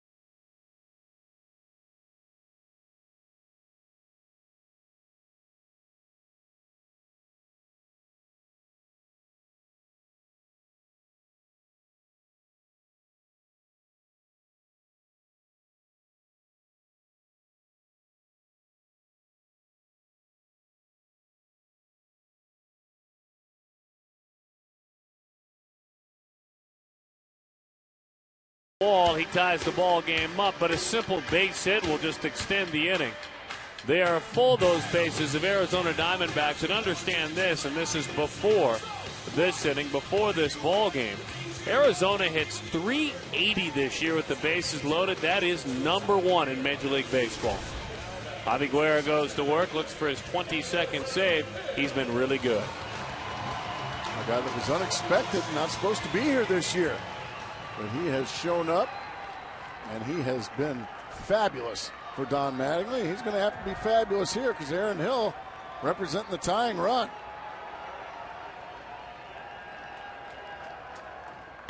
Swing and a miss over the top of a split-fingered fastball. 0-1 the count.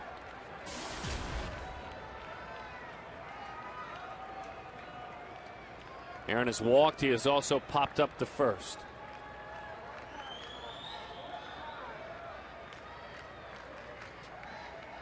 Into the dirt. Keeping it with him is A.J. Ellis.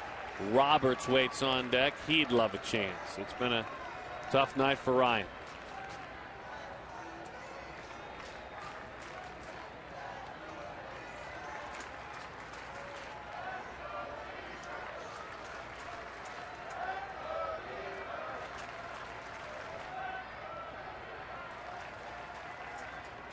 Low, 2-1 to count with a fastball.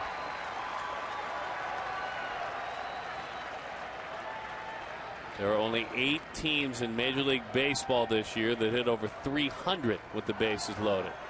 And Arizona's at nearly 400.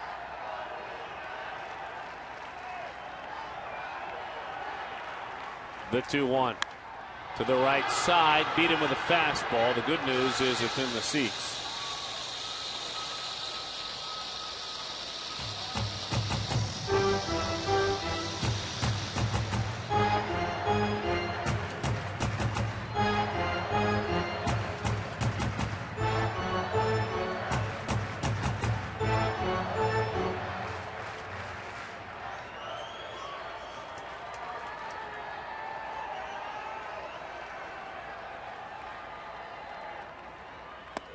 Good take on a diving, breaking ball down and away.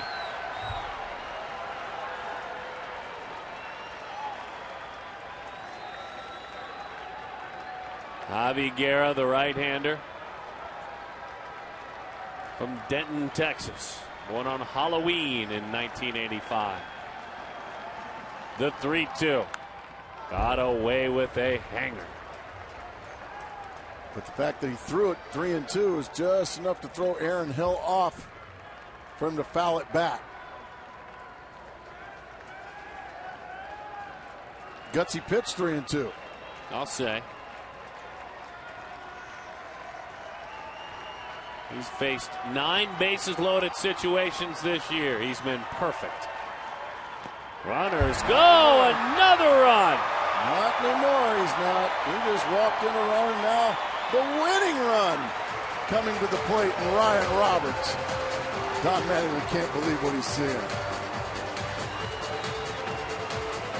This all started with 2 outs. First 2 batters made outs.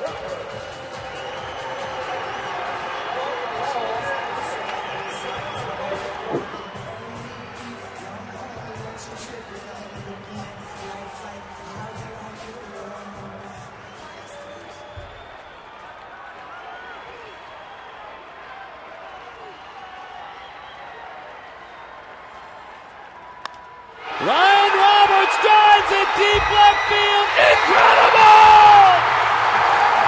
The Diamondbacks win it! Are you watching Milwaukee? Did you just see that?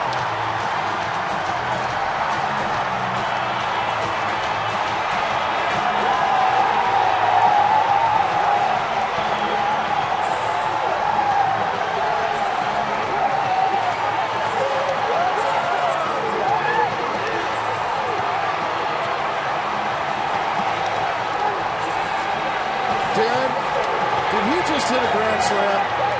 Did that just happen? Did Ryan Roberts just hit a walk-off grand slam? I'm not sure. Unbelievable.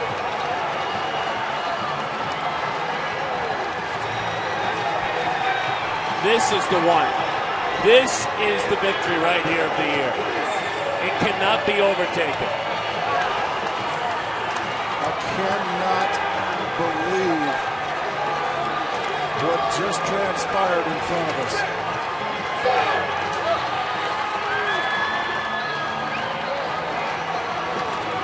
Well, he just made a winner of Micah Owens.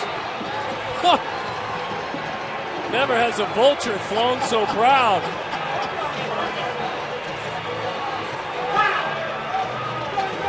But even more important, he just made a winner of his team, the Diamondbacks. Hey, Mark McClune, you ready down there? We're ready, Darren Sutton. Go ahead. Get your Tatman t-shirts. Ryan Roberts, did that really just happen? I'm out of breath right now. What were you looking for as you stepped in the box? Something to drive. I wasn't trying to do anything big. Just looking for something to drive, and I ended up getting it. During your last at bat, walking back to the dugout, there was some very visible frustration. I might have heard something thrown down below. How did you move on from the last at bat and do what we just saw? This game's frustrating, and you want to do everything you can to help your team win. And whenever you don't come up and you don't feel like you contributed, then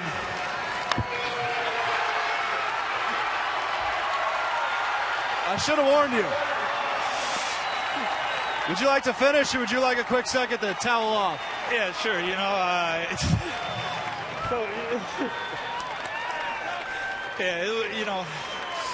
This game gets frustrating sometimes. You just try to do everything you can to stay in shape. So sometimes you go down there and beat the heck out of something and then feel better about it. And finally, what is it going to mean to you to play in October in front of these fans? Oh, it means everything. We got the greatest fans in the world. So it's a great feeling and a great honor. I'm just blessed to be a part of it. That fist pump with Gibby, is that something new? No, I'm just glad I finally hit a walk-off home run. I've been wanting to do that all year. We'll let you go celebrate with your teammates. Thanks so much for stopping with us here and towel off. Tatman, Ryan Roberts. Unbelievable finish to this ball game. The most improbable hero for this team did the most incredible thing we've seen all year long. And there are all sorts of people watching in Milwaukee, Wisconsin that were making plans for the weekend. They may be travel plans. The Diamondbacks do it again. Let's go ahead and get on out to the postgame show. What a tribute to their manager. That's a straight tribute to his manager. Nothing more, nothing less. What a pleasure to watch this team play this year. What a pleasure. I know they're ready. Jody and Joe, we're done talking. Whenever you're ready, you guys take it after the break.